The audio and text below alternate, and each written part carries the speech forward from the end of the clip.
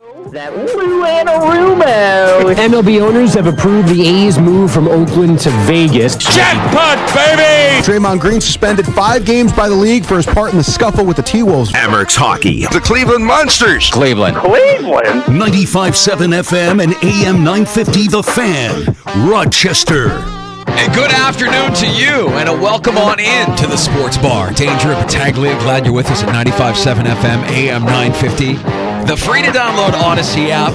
Your smart device works. Ask it to play 95.7 The Fan, and our video stream up and rolling for you. You can watch the Sports Bar at The Fan Rochester on YouTube and Twitch. Don't forget to like and subscribe while you're there. I am Mike Danger. That is Gene Battaglia. It's already Thursday? Crazy. What the heck happened this week? Yeah, the game on Monday night. Game on Monday night. Shortened the week for us. Yeah, well, then, the world was on fire on Tuesday and Wednesday here, and not that it's any brighter today, maybe, but wow, we're already here. I'm so ready for tomorrow, bud. Tomorrow is going to be a blast, and we'll tell you right now what's on tap in the Sports Bar. It's brought to you by Three Heads Brewing, our home away from home for Friday Football Talk Live again tomorrow afternoon. Yeah, as tomorrow afternoon we'll be at Three Heads Brewing on Atlantic Avenue. That is right in the neighborhood of the arts. It's a special afternoon as the Nighthawk Hazy IPA is going to be tapped for the first time, so we can go check that out. And Nighthawk players are going to be there. The Nighthawks GM is going to be out there. You're a Nighthawk fan, you want to come out. You're just a fan of Rochester, you want to come out.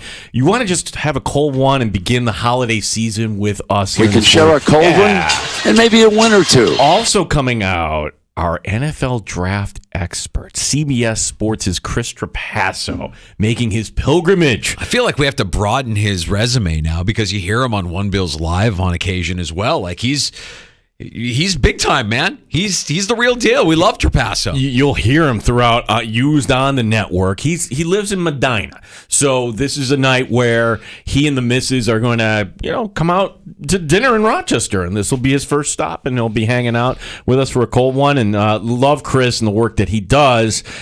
And I'll get to this later in the show, but I've never broken the draft seal here, not in recent years in the month of November, but wide receivers, mid-round one. Right? No, here we go. I mean, I'm being serious. Here we go. Also on tap at Three Heads Brewing, you mentioned the Nighthawk Hazy IPA that'll be tapped for the first time tomorrow afternoon while we're there live. But the New York State Hazy IPA, it's a fresh New York State grown hops. They sit on top of a pillowy soft malt base. It's delicious. You can get yours at Three Heads Brewing at Atlantic Avenue today. You can join us tomorrow. We'll be there from 3 until 6 for a very special Friday Football Talk Live. And as Gene mentioned, the start of the holiday season, so he'll be wearing his Santa hat all afternoon long. Yeah, you're going to be wearing a Santa hat. Fine, I'll wear a Santa hat. Yeah. Fine, that's fine.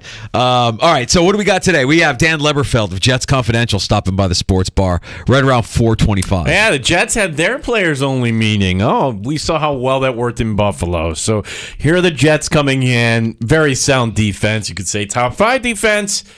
One of the worst quarterbacks in the league, and not much happening on offense. So where do the Jets go from here? Do they really think they can win enough games and get Aaron Rodgers back in the month of December?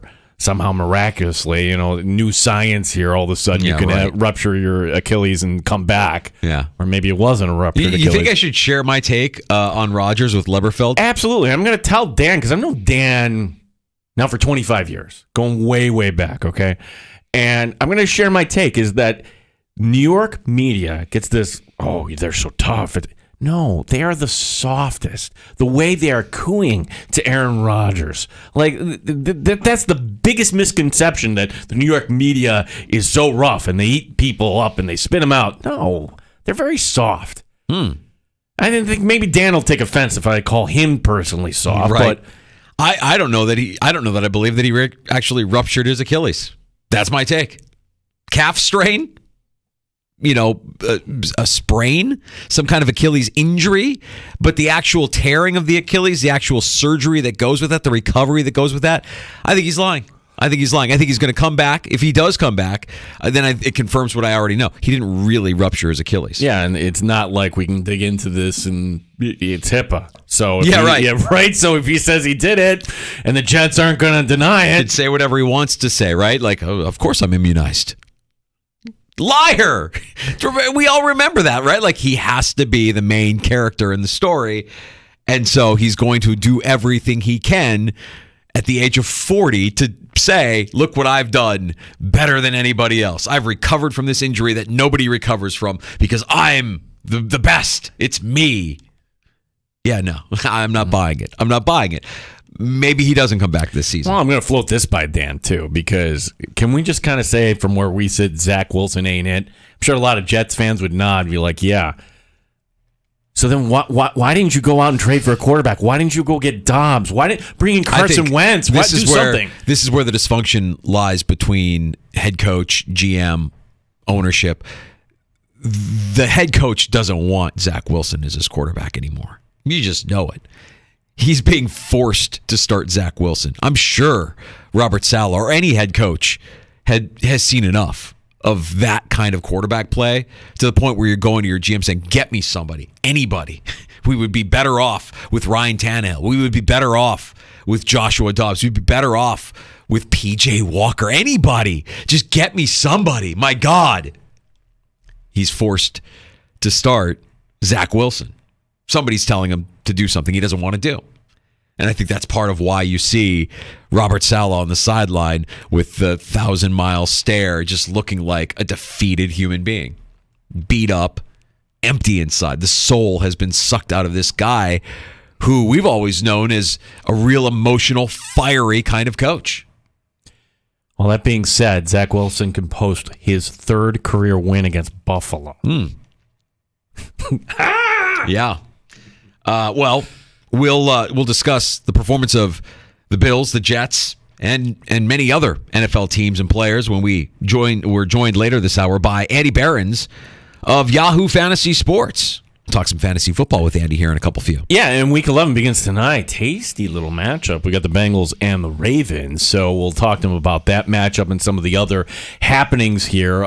Particularly, last week was really bad for bye weeks, but there's one player I want to ask him about specifically because if you picked him up early in the year, like I picked him up in one league. This running back, fantastic. Devin Achane of Miami. He could come back this week. So for a player like that, are we just trusting sight unseen that we're going to pick this up right after you left off? I don't know that he's like the missing piece for Miami's offense. I think he's a piece, and he's certainly productive when he's in there. He's somebody that I think if I had, I would start. Yeah, but we'll get Andy's perspective and let him tell us how to deal with some of these injuries around the league and some of these matchups that we can exploit, help get you a winner in fantasy football for Week 11. You can join us this afternoon anytime on the Good Smoke Barbecue and Pub Wingman line. That number is 866-4FAN, 585-866-4326. Yeah, as today, Joe Brady met the media, talked to reporters as he introduced today as the interim OC for Buffalo, and it was all smiles and positivity out of One Bills Drive. Joe Brady on his relationship with Josh Allen. Josh is, I believe, that we're as comfortable as can be in terms of if there's something he doesn't like, he's going to communicate it and vice versa. Because I know at the end of the day, this is his show and he's going to lead us to where we need to go. And it's about us having a trust with one another, and I believe that we have that. Joe Brady on... I've got such a Dan DeLorean just really spoiling us today with Joe Brady audio. Here's 45... We normally do McDermott McLies. You want to do Brady half-truths? I don't know. 45 seconds. Brady fibs, yeah. Joe Brady on Ken Dorsey. I couldn't say enough good words about Ken Dorsey. Like, I'm here because of Ken Dorsey, and I love that man to death, and it was really tough on me, and it still is tough on me. I'm not here to speak about any of his play calling, whatever. As the quarterback coach, if results didn't happen, which they clearly didn't, I'm part of the reason for that and to blame. So, but I'm excited about the what we have moving forward, and the energy that our guys have and the confidence, and it's about us being able to kind of do something with that. So, and it's not really getting specific in terms of like scheme and play calling or whatnot, but just more of us just focusing on finding ways to score points and not turn the ball over. Okay, so we started off with 4 lies, and then we went right into cliche mode. He does bring a different energy. Ken Dorsey had a lot of ums and nos, and couldn't really string thoughts. Specifically in game. And like Dorsey's intensity. I mean, we remember the meltdown in the Miami game from last season, right? Like there was an intensity about Ken Dorsey that came out from time to time. We get to see it from time to time. I wonder how much of that Ken Dorsey came out behind closed doors or in meeting rooms, how much of a challenge he was to work with, how much of a challenge it was for him to lead, given his kind of like propensity to blow up from time to time. Yeah, I said it at the time. I hated that. I don't like that in a leader. You and a lot of other people said, hey, you love that fiery emotion. It's like, okay, but this is the NFL. Not everything's going to go great. So I said at the time, that's not going to work for you if you want to be a head coaching candidate. Now he's going to be lucky to get another offensive coordinator position in this league. Back to Brady, because we had Jeremy White on with us yesterday, and he was great. And he threw out kind of this topic, like, okay, what if this really works for Joe Brady? Like, what if he's way better and things turn around? I think Bills fans would be like 2 thumbs up, and we'll cross that bridge when we get to it. If there's other offers, you would assume he would stay, and they would take the interim tag off, and if he gets interviews down the road. But we're getting ahead of ourselves on that. I want to take the 180 on this. What if it's another 4-turnover game? What if this is an ugly 17-16 loss for the Buffalo Bills? Well, I think we could say then we're going to come back on Monday and say, that's it. Season's over. Not mathematically, but what the heck happened here? But like, it's not going to get any better. This one game danger, it's almost like the offense has to show up in order to verify the move that McDermott made here, because you could lose 38-35 in a different way, but at least the offense was working. At least, hey, we're moving in the right direction, and maybe this isn't a playoff season, but let's run it all back. But what if nothing changes on offense? My fear is that the only way the offense changes is if you have somebody in there doing counter of what the head coach wants you to do or wants you to be.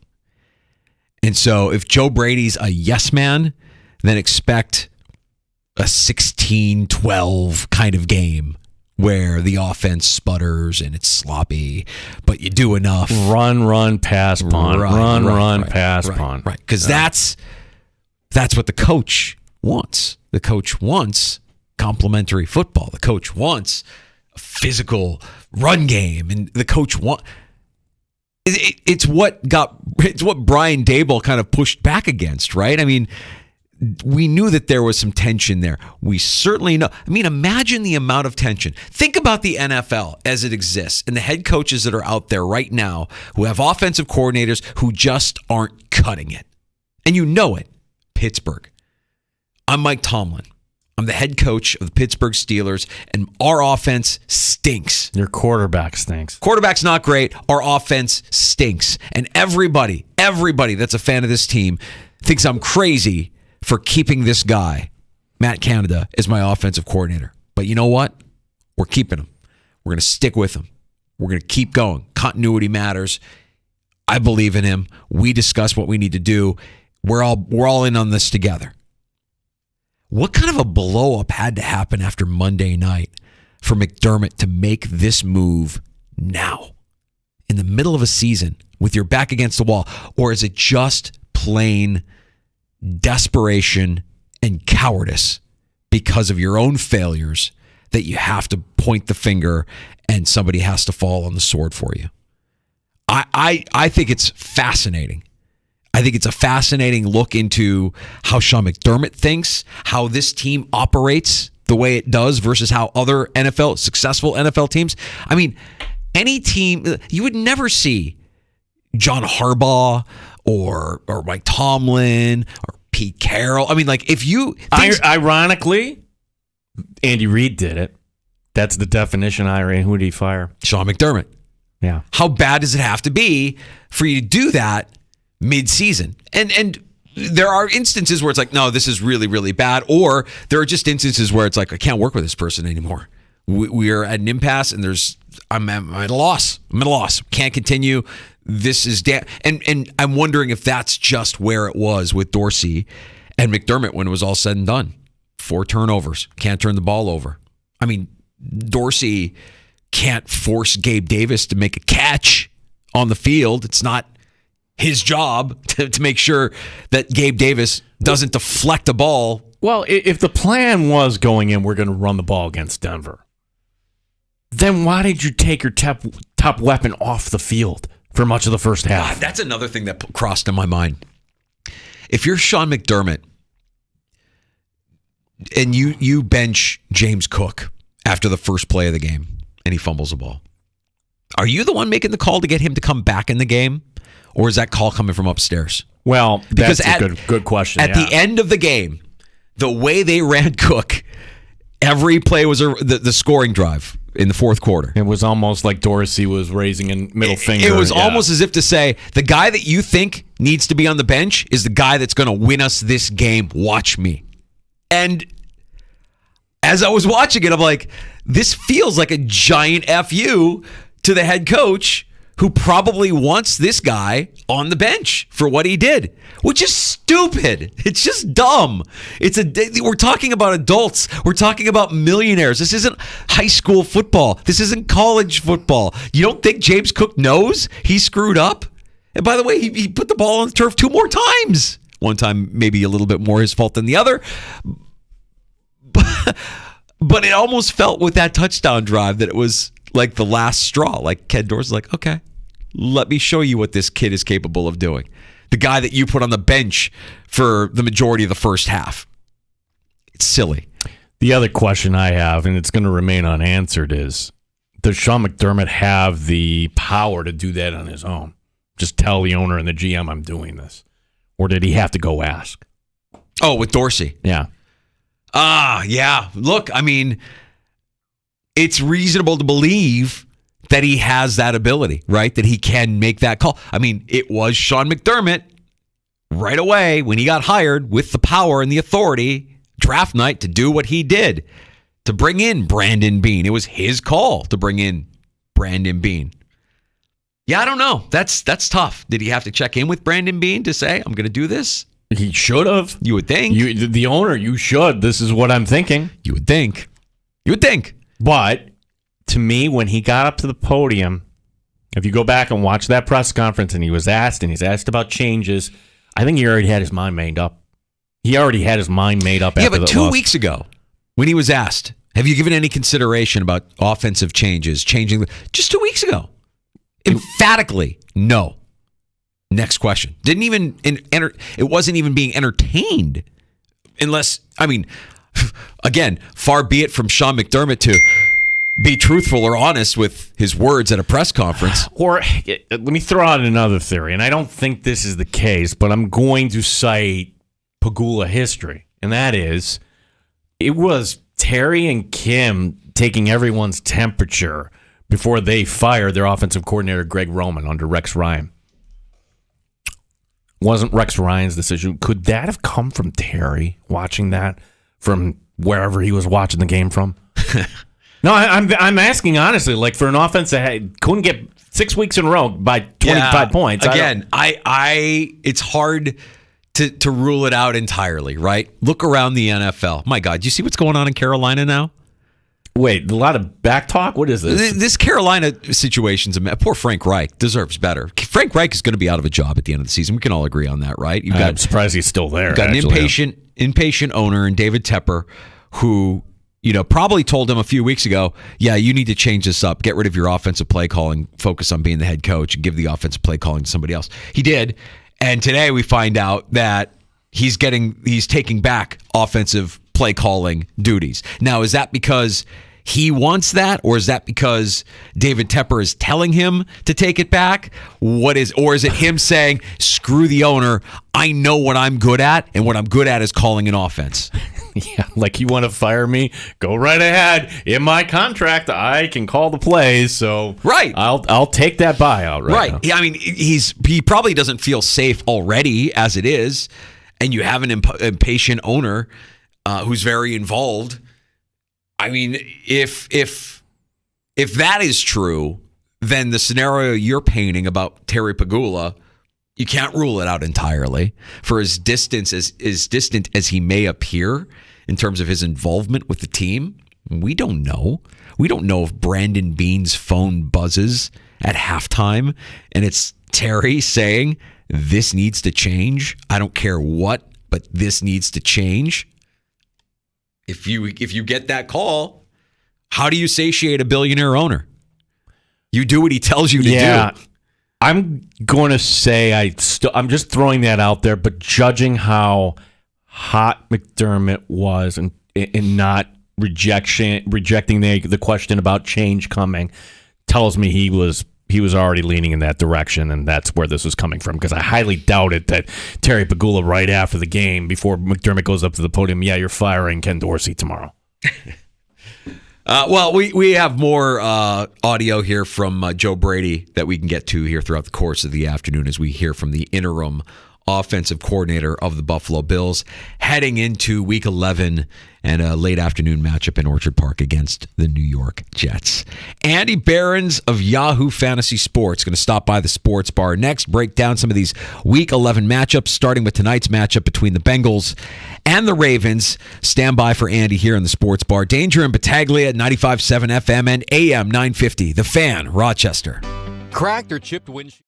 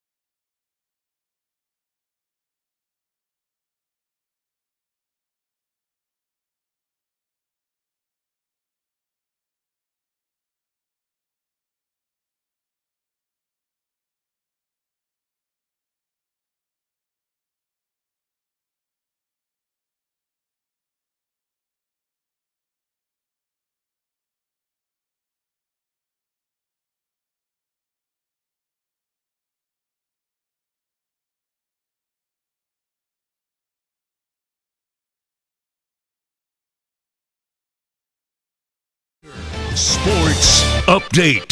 Joe Brady meeting with reporters today for the first time as the offensive coordinator of the Buffalo Bills. Brady, as you would expect, a supporter of number 17. Give me Josh Allen all day, every day. I'm not worried about it. When I look in his eyes before every game, there's not a worry in my mind. And I guarantee you that's the same mindset of everybody in this locker room. So, I believe Josh Allen's the best quarterback in the NFL.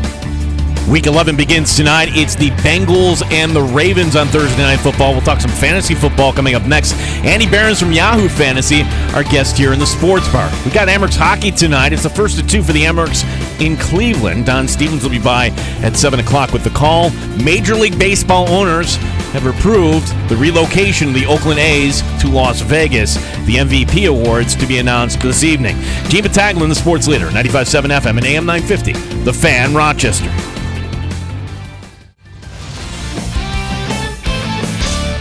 Neat or on the rocks? It's the Sports Bar with Danger and Battaglia on the Sports Leader, 95.7 FM and AM 950 The Fan, Rochester. In your division, it's just part of the process, and you appreciate it. You know the teams, they know you. It's a heated rivalry, very familiar games, but they're always different still, with that being said. So we just got to be ready for whatever happens, play our best football, and see what we can do.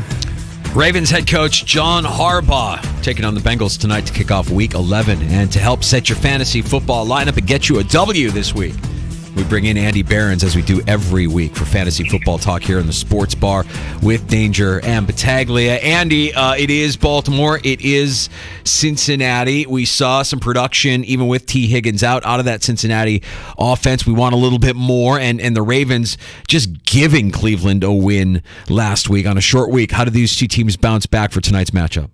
Yeah, first of all, it feels a little wild not to have like the Broncos or the Bears on Thursday night, right? A game that's actually good, yeah. Yeah, we have two competitive teams that are actually in it with stars, so that's kind of fun. Yeah, this is and I realize the Browns put up a number last week, and I give them full credit for that. This is a really good Baltimore defense, though.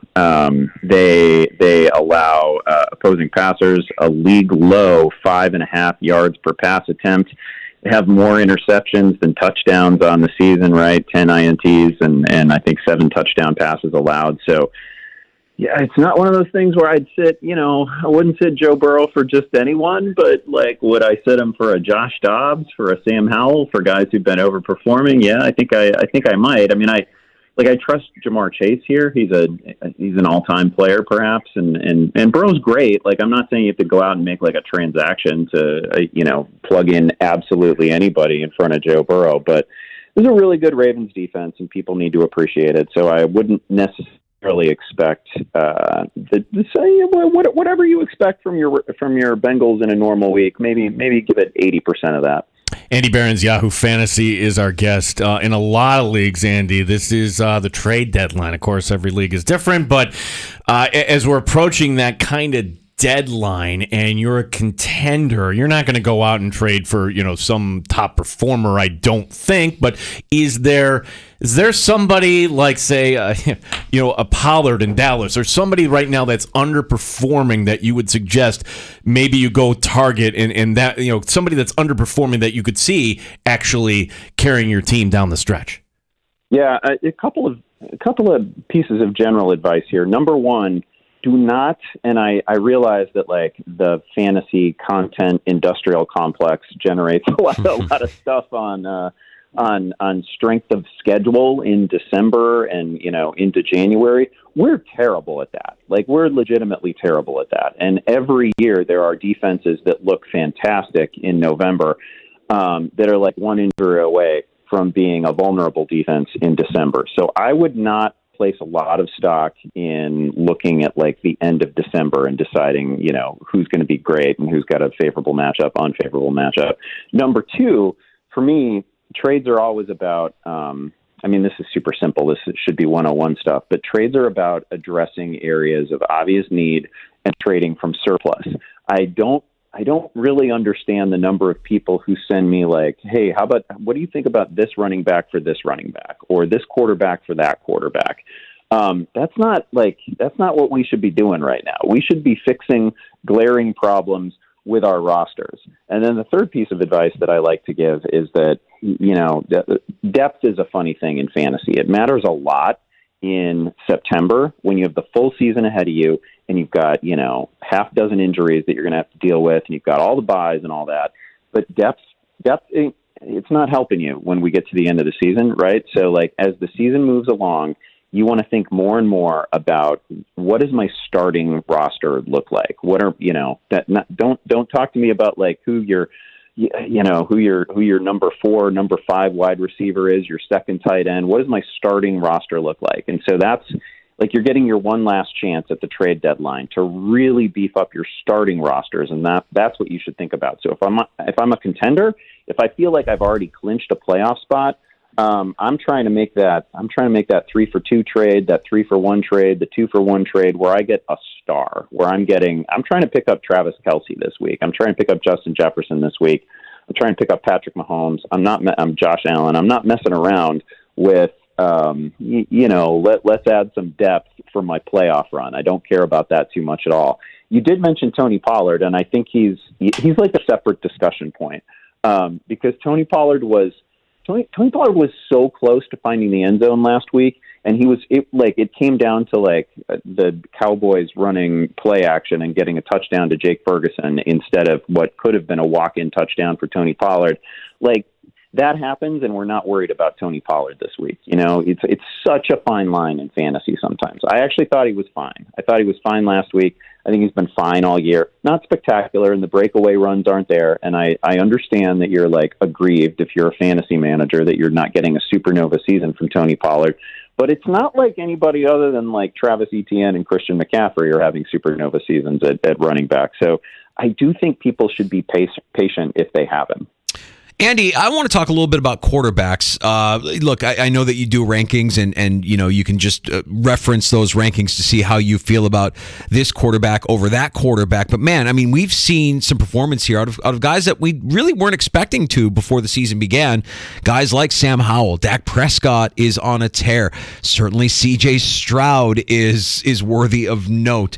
What's your takeaway here heading into this week? And how do you break ties if you're a manager who might have a Dak Prescott and a CJ Stroud, or just because that's what you drafted at the beginning of the season, or you picked one up somewhere during the season, and now you find yourself, if you're out of a Superflex league, with these decisions to make down the stretch? Yeah, I actually don't think it's terribly hard with Dak Prescott. I think it's funny that the MVP conversation hasn't come around to him yet, right? Because it's a different quarterback every week. Like, I think we've already gone through like Mahomes and Allen and Tua, and now we're on Stroud, right? Mm-hmm. But like, we've cycled through every quarterback, and it hasn't come to Dak yet, but it will, because they have clearly centered that offense around CeeDee Lamb and Dak Prescott. And Dak is putting up multi-touchdown games. I think he's got more coming. Dak, to me, is pretty close to a set it and forget it quarterback, and I wouldn't even worry too much about matchups with him, because again, they're just like, they get inside the red zone now and they're throwing. They're not like, early in the year, maybe the first month of the season, we were seeing a lot of Tony Pollard touches inside the red zone, and those haven't gone away, but they're, right now they're trying to throw. They're trying to get the ball to CeeDee Lamb all they can. So him I wouldn't worry about. Stroud has passed every test, right? Except Carolina, but he's passed every other test, right? You give him a better team, and he's great. And his receivers are great, and I feel pretty good about Stroud, too. Howell, to me, is so interesting because I was all in on Howell at the beginning of the season, but for the wrong reasons. This is a story about bad process leading to a good outcome, right? Like, I have a ton of Howell in Superflex leagues, and my argument was always, oh man, that last year at college, he had 800 rushing yards. Like, he's got rushing upside that we're not appreciating, and I like his receivers and all that. Man, that guy's just chucking. And it wasn't pretty for the first half of the year, right? Because he was on pace to get sacked 1,000,000 times. Like, at one point, on pace to get sacked literally 100 times. That's come down a little bit. He's faced some pretty tough matchups and looked good. McLaurin is great. Like, I think Howell is pretty legit. It isn't, I thought he was going to have like the Josh Dobbs season where he's always got 40, 45 rushing yards and rushing touchdowns are piling up. Hasn't had that at all. But he is delivering as a passer. It's not always a clinic, but I kind of trust him too. He actually leads the league in passing yards right now. Andy Barron's Yahoo Fantasy is our guest. You can check him out here tonight as you want to set your lineup correctly.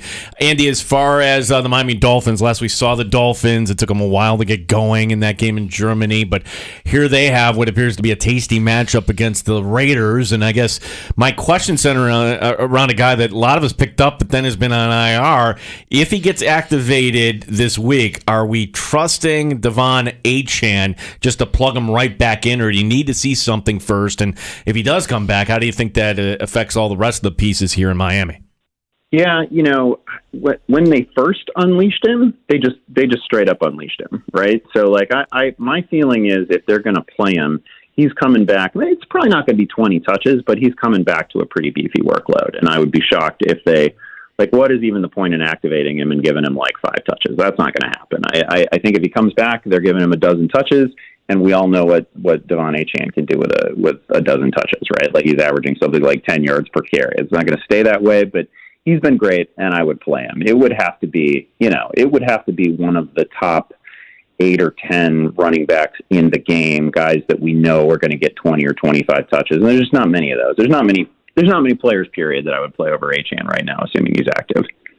Andy, closer to home here, you can imagine we've been spending a lot of time talking about what happened on Monday night with the Bills and the Broncos and the subsequent firing of Ken Dorsey as offensive coordinator. So it's Joe Brady now calling plays for the Bills. And I'm curious if you can recall any of his tendencies as the OC with a bad Carolina team in Matt Rule. I don't know that we'll see the same Joe Brady for the Buffalo Bills, because you have a head coach who's made it very clear and made it known that he wants to run and he wants to be physical.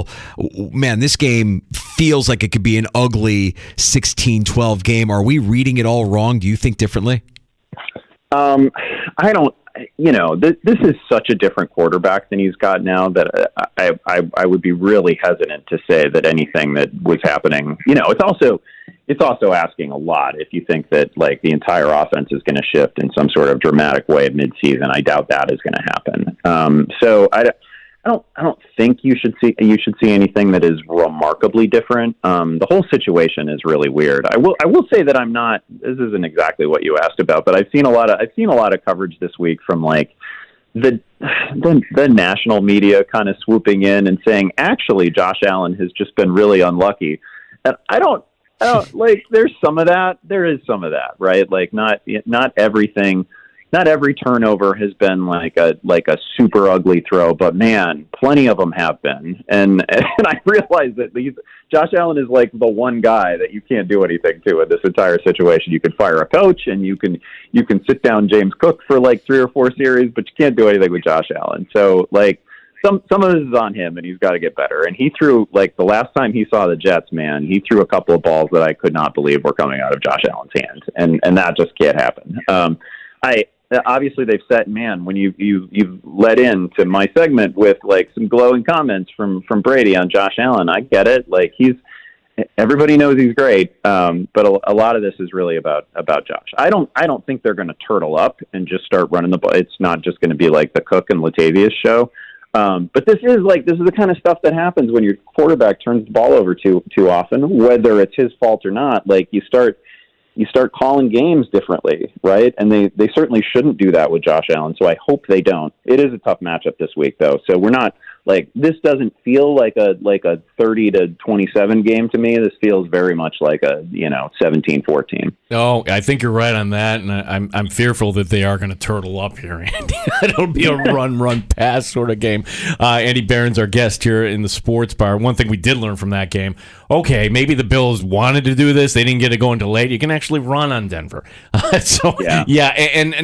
they have an interesting opponent this week, the Vikings. So, Dobbs, does the glass slipper come off here? And nobody's really starting a Minnesota running back, but is this a good spot start, do you feel?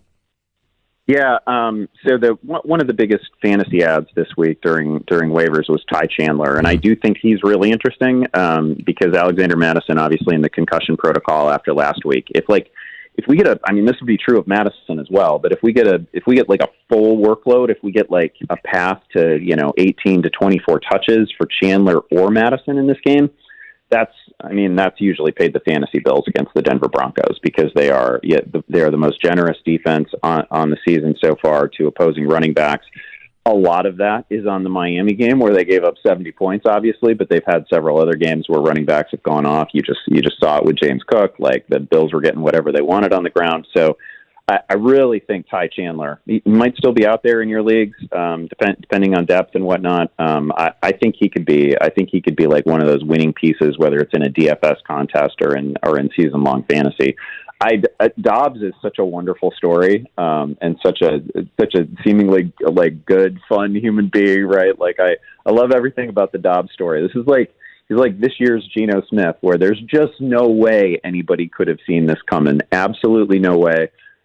Super fun. He's got a rushing touchdown in 4 straight games. Like, that's really been the key to his fantasy value. He actually doesn't have a game this year in which he's passed for more than, I think, 268 yards is his high watermark on the season, but he's rushed for at least 40 yards 7 times. He has rushing scores in his last 4 games. And can that happen against Denver? It can absolutely happen against Denver. I think we should assume it will.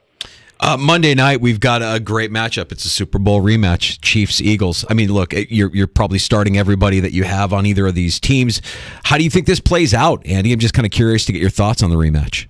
I will tell you that I think one of the most interesting things about this thing, and one of the most interesting aspects of either team, is that Philadelphia's pass defense, like, in defiance of all expectations, just has not been good. Not at all. It was not good in opening week against Mac frickin' Jones, and it wasn't good in week 9 against Dak Prescott. They've been lit up by Howell, by Dak in their last 2. I think Howell has almost 700 passing yards against them this year in like 2 games. Philly has given up, they've given up, I think it's the 4th most fantasy points to opposing QBs, the 5th most to tight ends, the most to opposing wide receivers, right? So, like, I think this is I don't know. Nothing ever follows our expectations, but I definitely think this is one of those games where, man, if Kansas City can't get to like 27 or 30 against this Eagles defense, knowing that it's Mahomes should go off, that Kelsey should go off, then I start to get concerned, because we've seen some pretty low point totals from Kansas City. This should be a really sweet spot for him. So I'm sort of hoping just for we get like a 33-30 game.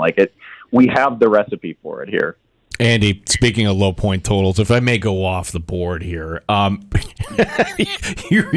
you follow Iowa. They went under again. Oh, yeah, 28.5. It was, they won 22-0 over Rutgers, and I'm like, wait a second. This over under this week is at 30.5. Are we going under again on the Hawkeyes? I love that you asked this. By the way, Iowa accounted for 22 points. So, like, this time it wasn't our fault. We play a fair number of, 13 to 10 games. I get it. But we put up 22. So we did our part in this one. It's Illinois, not a great defense. The thing that would worry me is Iowa actually, their best defensive player and their punt returner, Cooper DeJean, got lost in practice this week to I think it's a foot injury. They're just calling it a lower leg injury, and he's out until the bowl game. So that is a huge loss for Iowa, because if we're going to put up a number, we got to do it on defense and special teams, right? We can't bank on the offense putting up points. So it is a huge loss. So I don't know if that helps. Obviously, it helps Illinois, but, man, it hurts our scoring upside, which is weird to say about a defensive player, but it hurts our scoring upside. So I will again be taking the under, as I have throughout the season on Iowa football. Andy, I just realized we won't have the chance to talk next week. I don't know, Thanksgiving, I guess, going on. I'm curious. What does Thanksgiving look like in the Barons world? How much fantasy are you doing on that day? Are you doing a show on that day, or do you get to actually just unwind, spend time with friends and family and loved ones, and just enjoy football and food and do what all of us love about Thanksgiving? So next week, Fantasy Football Live is actually going to be on Wednesday, so we get the holiday off, right? It's like that one day during the season where I can just be like a meathead Bears fan, and I can sit in front of the TV and I can just watch 3 games. I don't have to worry about writing off of it or anything like that. So it's basically all family and football, and I try to stay out of the way of food prep. Well, you have certainly earned it, and tonight you want to start your fantasy week off right. Andy, tell everybody here in Rochester what time the show comes on. Oh, I appreciate that. Fantasy Football Live, we are answering a ton of sit-start questions and giving you all the relevant information you need to win your matchup in Week 11. It's 7 p.m. Eastern, 75-minute show. I think you'll enjoy it. Appreciate the time as always. Happy Thanksgiving, Andy. We'll talk to you after the holiday. Thanks, guys. Happy Thanksgiving to you all as well. You got Thanks, it. There he is, Andy Barron. See, Gene, I just started the holiday today. I went a day earlier. The holiday season starts now. We just got our first Happy Thanksgiving. That's true. Actually, I didn't tell you this because we're not going to do a show on Wednesday. I'm not doing a show on Wednesday. So Danger's off next week. I'm going to react with everybody to the Bills losing to the Jets on Monday. And Tuesday, we'll have a packed show. PJ Glasser, who normally joins us on Wednesdays, will be joining us on Tuesday. So everybody kind of pulling their schedule ahead next week. That's perfect. Yeah. Wednesday, I've dubbed Donkey Punch Wednesday. That's the day that everybody, all the amateurs, return to home and everybody goes out that night before Thanksgiving. They still do that, right? I think that's still a busy night. When I was 22, I loved that night. There's some people that say that's their favorite night of the year. They just go out and then you sleep in. And you meet up with all your old friends and all your buddies from high school. Donkey Punch Wednesday. Gino is off. I'm off next week. And we got our first Happy Thanksgiving out of the way from Andy Behrens, who, like all of us, will spend a good chunk of the day next Thursday just watching football and eating food and being, his words, meathead Bears fan. God bless him. Love that guy. Andy Behrens from Yahoo Fantasy Sports every Thursday here in the Sports Bar, helping you get a fantasy win in Week 11. And it all gets underway tonight with that Ravens-Bengals matchup on Prime. All right, coming up next in the Sports Bar, we've got some takes on tap. Speaking of Thursday Night Football, this is something that I don't know you're going to see a lot of journalism schools, broadcast journalism schools, adding to their curriculum.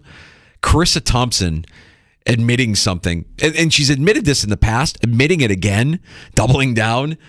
I missed this. Okay. Yeah, kind of shocking. Well, not that any of it matters, but we'll explain. Okay. I want to explore the hiring practices in Buffalo. Or is it not a Buffalo thing? This is just a flaw. Also, which position group needs the extreme makeover for the Buffalo Bills? Well, I think you can answer that question the same way I would. You're going to break the draft seal, aren't you? We're going to start talking about draft. To break the draft seal, I've got to identify somebody, and I can't identify somebody, but I'm going to identify the position. I got you. All right, we'll get some takes. We'll get some takes served up for you here next in the Sports Bar with I'll Drink to That. And Dan Leberfeld, Jets Confidential, going to join us in the 4 o'clock hour as well. The Jets are going to win. Great to be with you. Yeah, great conversation with our buddy Leberfeld coming up here in the Sports Bar. On the Fan Rochester, get ready to start the NFL week off right tonight. Right now, all customers getting no sweat same game parlay for Thursday night football on FanDuel. FanDuel Sportsbook, official partner of 95.7 The Fan. It's me, Mike Danger, and inviting you to place a 3-leg same-game parlay on this week's game between the Ravens and Bengals. You'll get bonus bets back if you don't win. NFL same-game parlays are the perfect way to combine your bets for a chance at a bigger payday. Build your own or choose from one of the popular same-game parlays pre-built for you in FanDuel's top-rated sportsbook app.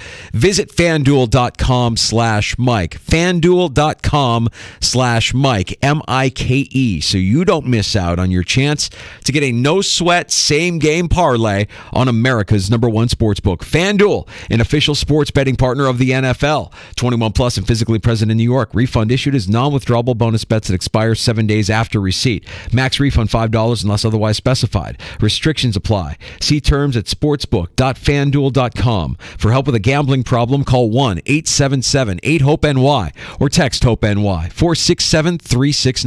Odyssey has sports for every fan. Keep up with your favorite teams from across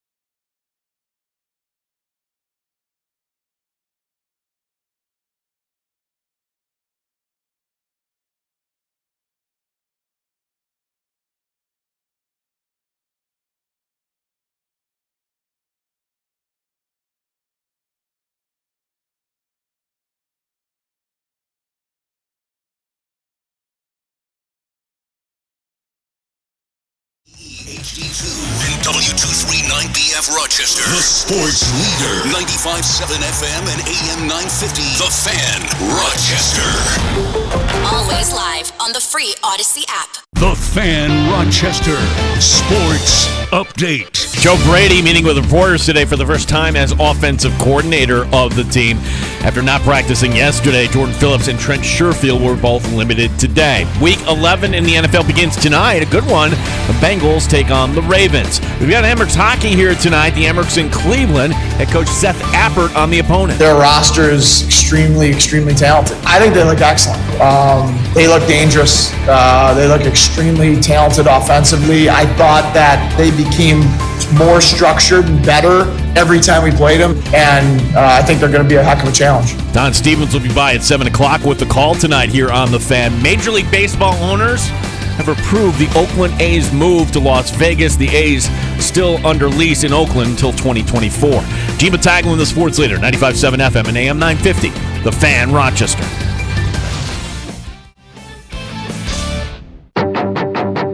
The Sports Bar with Danger and Battaglia. Winning football games. That's our job. We're in a bottom line business, and our job is to win games. Mike Danger. A win cures everything. If they win and they do it in convincing fashion against a bad Jets team, then I think we come back on Monday and we're maybe a little less salty about the last couple of days. Gene Battaglia. Oh, yes. If it's Jets week, guys, the Jets are going to win, and they're going to win the division. I'm Dan Leverfeld, Jets Confidential. I love Rochester, but I'm going to convince you how the Jets are great. I love it. I love it. Love to see it. Week 11 is here. Who wins between the Bengals and Ravens? Touchdown, Ravens! Lamar Jackson! Bengals! Nice! Joe Burrow! That Lou Anarumo! MLB owners have approved the A's move from Oakland to Vegas. Jackpot, baby! Draymond Green suspended 5 games by the league for his part in the scuffle with the T-Wolves. Emmerich's hockey. The Cleveland Monsters. Cleveland. 95.7 FM and AM 950. The Fan, Rochester. By this time tomorrow, we'll have a cold one right in front of us there at Three Heads Brewing on Atlantic Avenue. Friday Football Talk Live. Jets this weekend. We know some Jets fans are going to try and invade Three Heads Brewing. Look, Bills fans might be a little disgruntled, a little bit angry right now. We can't let a Jets takeover happen on Friday Football Talk Live. Not at all. Can't happen. Not at all. I want to see the regulars. I want to meet some new people here, too, coming out. If you've listened to the show for a while and be like, one of these times I got to make it over. Let me ask you this question. When is there going to be a better time? We're heading into a holiday week. You actually might need a cold one after watching this Buffalo Bills team. Well, we're here to help out. It's, again, tomorrow, Three Heads Brewing, Atlantic Avenue, the neighborhood of the arts. You know what? It's a great location, too, because it's right in the middle of everything. You can come from the east side. You can come from the west side. You're in the city. It's perfect. Yeah, and also a special day because we'll be tapping for the first time the Nighthawks Hazy IPA. The can looks so cool. It's badass. It's badass. I mean, I'm a big hazy IPA guy. I like that. So I'll be trying those tomorrow as well. We'll have special guests stopping by, including Chris Trapasso. We'll talk some Buffalo Bills and New York Jets. And we'll talk some Rochester Nighthawks as well. We'll get you ready for your sports weekend. Friday Football Talk Live from Three Heads Brewing on Atlantic Avenue. That's tomorrow afternoon from 3 until 6. We look forward to seeing you in the neighborhood of the arts. We got time for your calls this hour. 866-4FAN, 866-4326. You can write to us on X, our handle, the Fan Rochester. Take on Buffalo, if we can start here. And I just want to call into question the hiring practices here, or just the personnel decisions, because do they really in Buffalo take the best candidate available? My case in point, look, you brought in Ken Dorsey to be the quarterback coach. What was he doing when he got hired? He was out of football altogether. He was simply working in the athletic department of Florida International. If Sean McDermott doesn't call Ken Dorsey and say, come on up here, it wasn't, by the way, Brian Daboll. It was McDermott, because they had that relationship going back to Carolina. Dorsey was out of the game. So that's how you repay somebody, I suppose. Well, the main reason he got hired in 2019 was that relationship with McDermott. Why is it, Danger, That football is so far behind other professions when it comes to hiring, okay? I think it's because head coaches are left with the decision, right? And head coaches have no idea how to hire. They're not HR people. They're not even good managers. They're just football guys. Yeah. And Sean McDermott's a football guy. Yes, he and is. if the qualification is, well, I know. When the chips are down, the chips are on the table, that's the guy I want in my foxhole, whatever cliche you want to throw out. Look, it's true for McDermott. It's true for the vast majority of these head coaches. So to answer your question, why is football so far behind other professions when it comes to hiring? It's because football plays by their own rules. The NFL doesn't play by the same set of rules as you or I or anybody else that works for a company or, has to follow these guidelines. Do you think Sean McDermott had to sit through 2 hours of sensitivity training or HR or harassment in the workplace training like you or I or anybody else? He works in New York State. What, you mean he doesn't have to do that? I'd be shocked if he took 2 hours out of his day. He has some intern do it. I'd be shocked if he took 2 hours out of his day to sit down and go through that nonsense when he could be game planning for this weekend, right? Come on. I mean, they play by their own rules. We know they play by their own rules. There's so many stories of organizations in the NFL playing by their own rules. Shoot first, ask questions later. We'll deal with whatever we have to deal with. We have the best lawyers in the galaxy. Nothing can stop us. We're the NFL. So if we want to hire my buddy, I'm going to hire my buddy. How many candidates do you have to interview by law? Like there are all these guidelines. Like guidelines you have to follow depending on your company, depending on where you live, you have to interview a certain amount of candidates. You have to make sure you review everything. Do you think the Bills have to play? The NFL has to play by any of those rules? Well, I'm glad you brought this up because the Rooney Rule now applies to coordinators. So it's interesting that Joe Brady didn't get the title of offensive coordinator because he can't. That's why he's the interim one. So let's say he tears it up this year. All right, well then technically you're going to have to interview. It's going to be like a first. We have to make sure we're abiding here by the Rooney Rule. That's the rule that they have to follow, right? But they don't play by the regular rules that you and I play by. And we think to ourselves, in a world where you can find candidates everywhere. Let's look at the Patriots. If you're Bill Belichick, you could find an offensive coordinator or a defensive coordinator. Anybody would line up to be a coordinator for the New England Patriots. He hires guys that he knows. He hires family members. He hires people that he knows will be able to work with him because people from the outside probably don't want to know how the sausage is made. He hired his former defensive coordinator to be the offensive coordinator. Right. Well, how does that even work? Like, that should have been this guy is just cutting corners, and he doesn't realize he's mailing it in, but he doesn't have the energy now. That's the best candidate you could find for the job. Not even an offensive coordinator, a defensive coordinator who will now be your offensive coordinator. But he knows the culture. Right. I can trust him. In my fight. Yeah. Right. No, they don't play by the same rules as you and I do. They play by completely different rules. They're not about HR. The Rooney Rule is an inconvenience. They don't want to have to deal with that. They already know before they fire somebody, they know who they want in that role. Well, the funny thing here is, Danger, that there's a report today, again, on Belichick, and this is Gary Myers, who's actually putting his name on the report, hinted by Orlovsky yesterday. I already know where he's going. Myers is saying it's the Chargers. The Chargers are going to trade for Bill Belichick. Oh, really? How does that work in this day and age with the Rooney Rule, then? Well, you're trading. You're trading, I guess. Yeah. Again, I don't know. They probably just make it up as they go. Bill Belichick's a made man, so he could just make it up as they go. Sidebar. I want to see that though. Like Bill Belichick in LA. I'm going to go down to Santa Monica tonight. I'll just go get a wave. Bill, have you ever dealt with paparazzi before?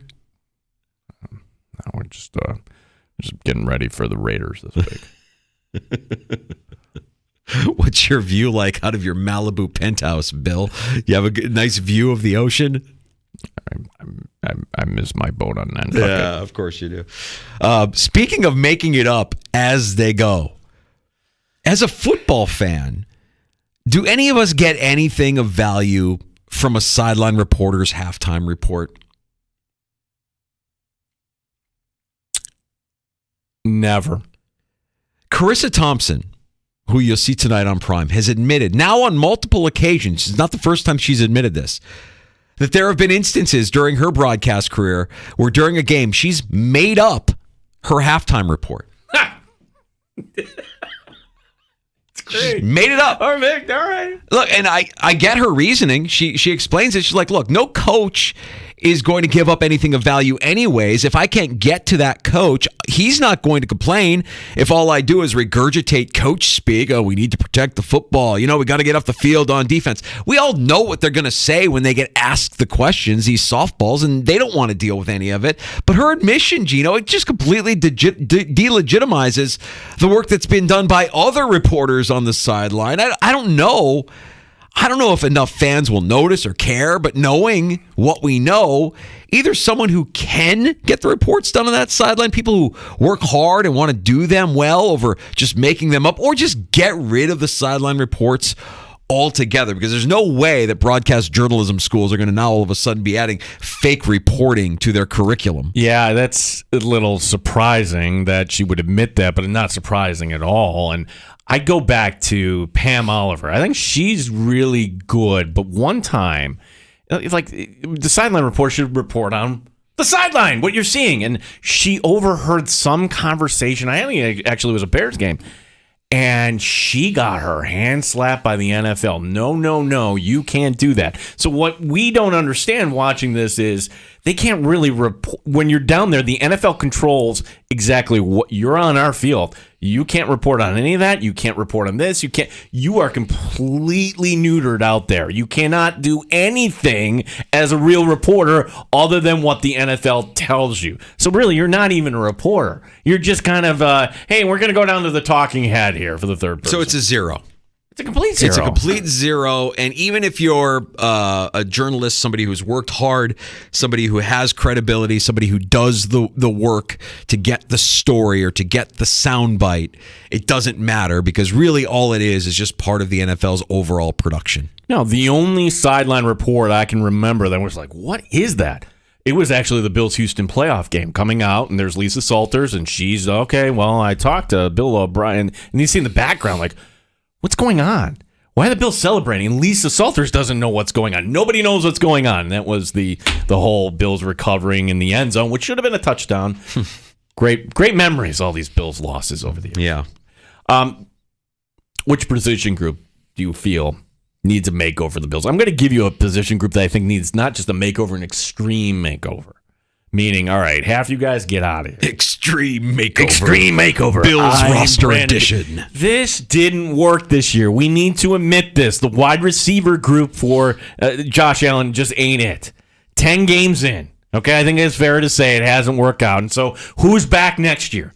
Well, don't believe all the nonsense around Diggs and everything else. That will be a topic on a slow day in the summer. Should the Bills trade Stephon Diggs? Oh, somebody I heard said this, that Stephon doesn't like it in Buffalo. No, Diggs will be here next year. And I think Shakir, who's still on his rookie contract, yeah, he'll be back, I would think, or at least he'll be given the opportunity to win one of the spots. But what else? Dare I say nothing else, Danger? Like, let Gabe Davis walk, okay? Let Gabe Davis get paid by somebody else. We've come to the conclusion, bad take by me after the Kansas City game. He's a 1B. No, he's not even a 2. He's a 3, if that. It's the Sherfield Hardy plan, though, that's really disappointed. Sherfield Hardy, that hasn't yielded any results. What did we think was going to happen? I mean, did we really buy into the fact that they just plucked 2 guys that were zeros for their former teams in free agency and think, oh, well, here, we'll make them, they'll be productive? Well, for Sherfield, I think it was off of one play. It was him in the slot against the Niners, against that good Niner defense. And they got caught. And you saw this being like, oh, wow, we could take that from a divisional rival. Sign me up, because we've been looking for that slot guy.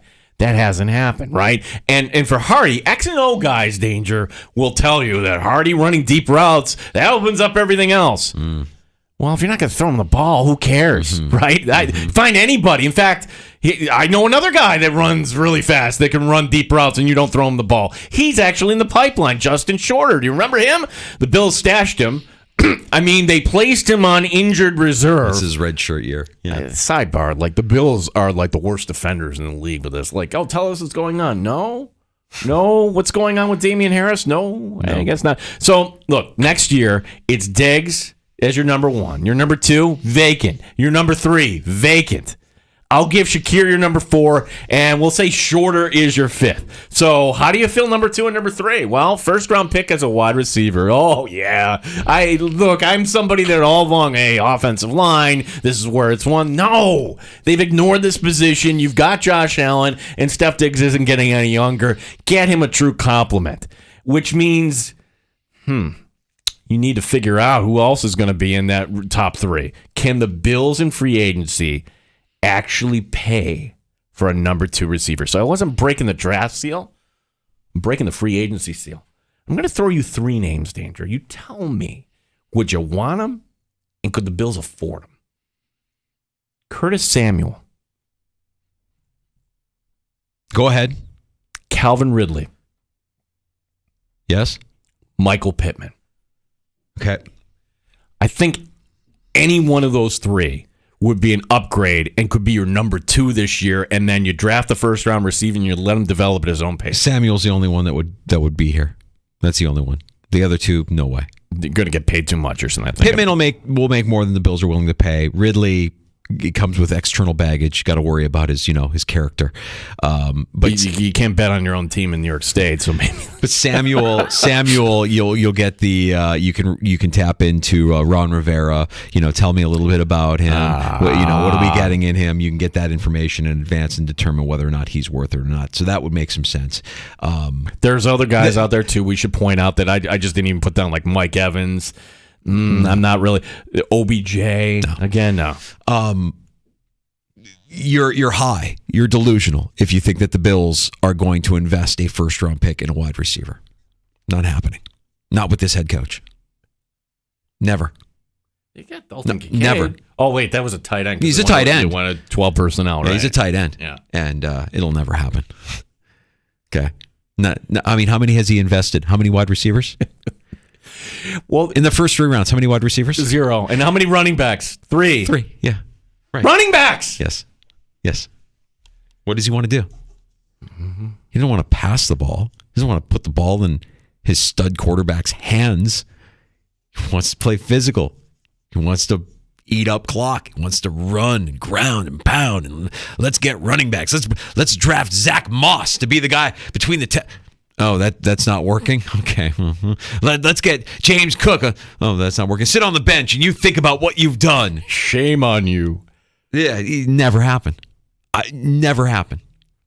And we'll have this conversation a lot between now and the end of April. And Gino, if I allow myself to fall into the camp of the Bills are going to get a wide receiver in the first round, cold water, like they're not going to do it because of McDermott. They're not going to do it.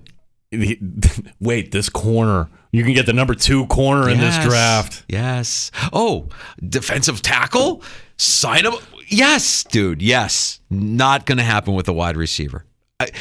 Let's make sure we bring this up tomorrow to Trapasso and ask him about it as well.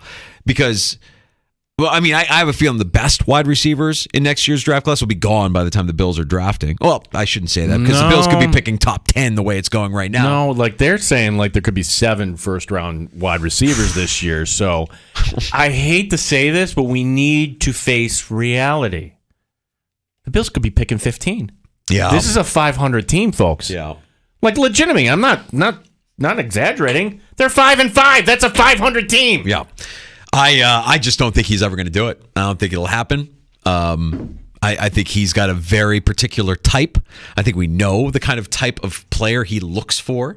And a wide receiver that can come in and give you the kind of production that you're getting down the road from a guy like Steph Diggs, not at the baggage that it comes with. I mean, can you imagine a wide receiver challenging a head coach on what we're doing here this offseason and what have we done to get better this season? Respect my authority. Please. He hates wide receivers. I think he hates offense. I think he just hates offense entirely. I think he's such a defensive-minded guy that the offense is an inconvenience. It's a nuisance. It's something he has to deal with because he's the head coach, but doesn't really want to. Interesting. When we were talking about like the theory that the coach that can bring you to a certain point but can't get you over the finish line, more often than not, that's actually a defensive. I'm like, oh, that can't be right.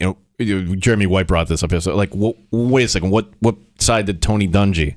Oh, that's right. He was defensive. What did he have when he was in Indianapolis when he actually won the Super Bowl? He had Peyton Manning and Tom Moore. Yeah. Like, he had Hall of Famers running the offense. He didn't have to worry about it. He could just focus on being the VP, the CEO of the organization, be the face, the voice, and the defensive-minded guy, and let the offense be the offense. The late Marty Schottenheimer, what position did he play? Oh, he was a linebacker. That's right. Defensive coordinator. Mm-hmm. Yeah. Oh, yeah, dude. Absolutely. And in the way the league is going right now, I think you're at a disadvantage if you have a defensive-minded head coach. And White laid it out perfectly yesterday. Think about it. If you're Ben Johnson, if you're Brian Daboll, if you show any sort of success with your offense that goes above what people thought or expected, you're a head coaching candidate, and you're probably getting hired. Jonathan Gannon, right? Like any of these guys, now you've filled the void, and you have your offense taken care of. The defense is secondary. The defensive-minded head coach, they don't know enough about offense that they're always going to be looking for an offensive coordinator when that offensive coordinator has any level of success. Todd Bowles in Tampa, another defensive-minded head coach that's probably going to be looking for work here come the off season. It's a tough spot, but I can say with near certainty that if the Bills were to take a wide receiver in the first round, yeah, that doesn't feel like something that would be very McDermott-like. Yeah. We got Dan Leberfeld coming up from Jets Confidential, as he will be, I'm sure, convincing us how the Jets are going to win this game. Good defense. Really good defense. Can they find the end zone against the Buffalo Bills? That's what remains to be seen. We'll ask Dan if he thinks, as we do, that this could just be an ugly, kind of mucked up game between two offenses that are struggling, and a defensive-minded head coach and a defensive-minded head coach, just, smash mouth kind of game on late Sunday afternoon. Yeah. One quick baseball note. Major League Baseball owners unanimously approving the move of the A's from Oakland to Vegas. This is absent details like, okay, where are they going to play in the interim? Things like that. And, well, good luck to them, as the A's will be playing in Oakland in 2024. But beyond that, we shall see. All right. Well, they've given themselves, a year to figure it out where they're going to play in the interim? Yeah. All right. That's not shocking at all. New stadium in Vegas at some point, I would imagine, and that's where the money is, and that's why they would line up for that. Dan Leberfeld, Jets Confidential. We talk Bills Jets next with the editor of Jets Confidential here in the Sports Bar. Danger and Battaglia, the Fan Rochester. Odyssey has sports for every fan. Keep up with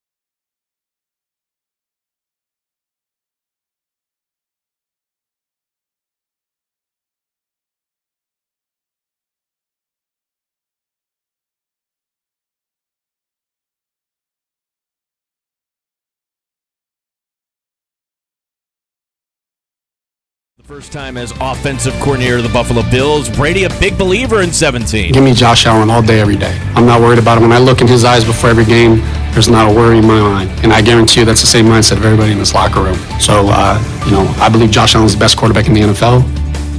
After not practicing yesterday, Jordan Phillips and Trent Sherfield were both limited today for Buffalo. We'll get the Jets side of things. Dan Leberfeld, Jets Confidential, will be joining us next year in the Sports Bar. Week 11 beginning tonight. It's the Bengals and the Ravens on Thursday Night Football. We've got Emirates hockey tonight. The Emirates in Cleveland. Don Stevens will be by at 7 o'clock with the call. The move of the A's from Oakland to Vegas. That is official. Major League Baseball owners unanimously approving it. Gene Battaglia, the sports leader. 95.7 FM and AM 950, The Fan, Rochester. Pull up a stool and join us. 585-866-4FAN. 866-432-6. The Sports Bar with Danger and Battaglia on the Sports Leader. 95.7 FM and AM 950, The Fan, Rochester. Winning football games. Like, that's our job. We're in a bottom line business, and our job is to win games. And I think part of that is making sure that the players, that you have a relationship with the players, that they believe in you and what they're doing. And so it's our job as coaches to put our players in a position to have success, and making sure that we're looking at that and that we're doing that. And if they believe in that, then I feel like we'll be able to find ways to win. Buffalo interim offensive coordinator Joe Brady earlier today, speaking to the media for the first time with his new role. We welcome in Dan Leberfeld, Jets Confidential. And Dan, before we talk about the matchup between the Bills and the Jets in the late afternoon here on Sunday afternoon, as somebody from outside the Bills blast zone here, what's your take on what's been going on here the last few days with the Buffalo Bills? Well, when there's a mid-season coordinator change, I always feel it comes from the owner, unless I'm proven wrong. Because head coaches generally don't do that because they have a different worldview than an owner. But tell me if I'm wrong, but this probably came from above Coach McDermott. I don't think that the offensive coordinator was the problem here. I think the defense, all those injuries that the Bills have had, I think it's created a situation where Josh Allen probably feels he needs to do a little more and puts on his Superman cape. So I don't think it was the right move, and I would sense it came from the owner. I could be wrong. Well, Dan, if I'm going back to recent history, and I'm going back to Rex Ryan as the Bills head coach, we kind of, based on a bunch of circumstantial evidence, it was actually the Pagulas who dismissed Greg Roman at the time, and Rex kind of went along with it. It was after a Jets game. It was after that Jets game, that crazy Thursday night game in week 2. So I guess my question, because you do the national radio show as well, I mean, we haven't heard from Terry Pegula at all. I mean, I would like to hear. 2019 was the last time he talked. So should fans, do they have a right to hear from the owner? Because I'd love to get his thoughts on everything that's going on. And Sean McDermott now, his seat is warm to say the least here. Part 2 of the question, should there be at some point, do you feel, a vote of confidence either coming from the owner, which we're not going to get, or the general manager? You talking about a vote of confidence for Sean McDermott, the head coach? Well, does the head coach report to the GM there, or they're kind of equal? We think they're equal. Yeah, so it would have to be Terry Pegula. Hey, there's no rule in the NFL.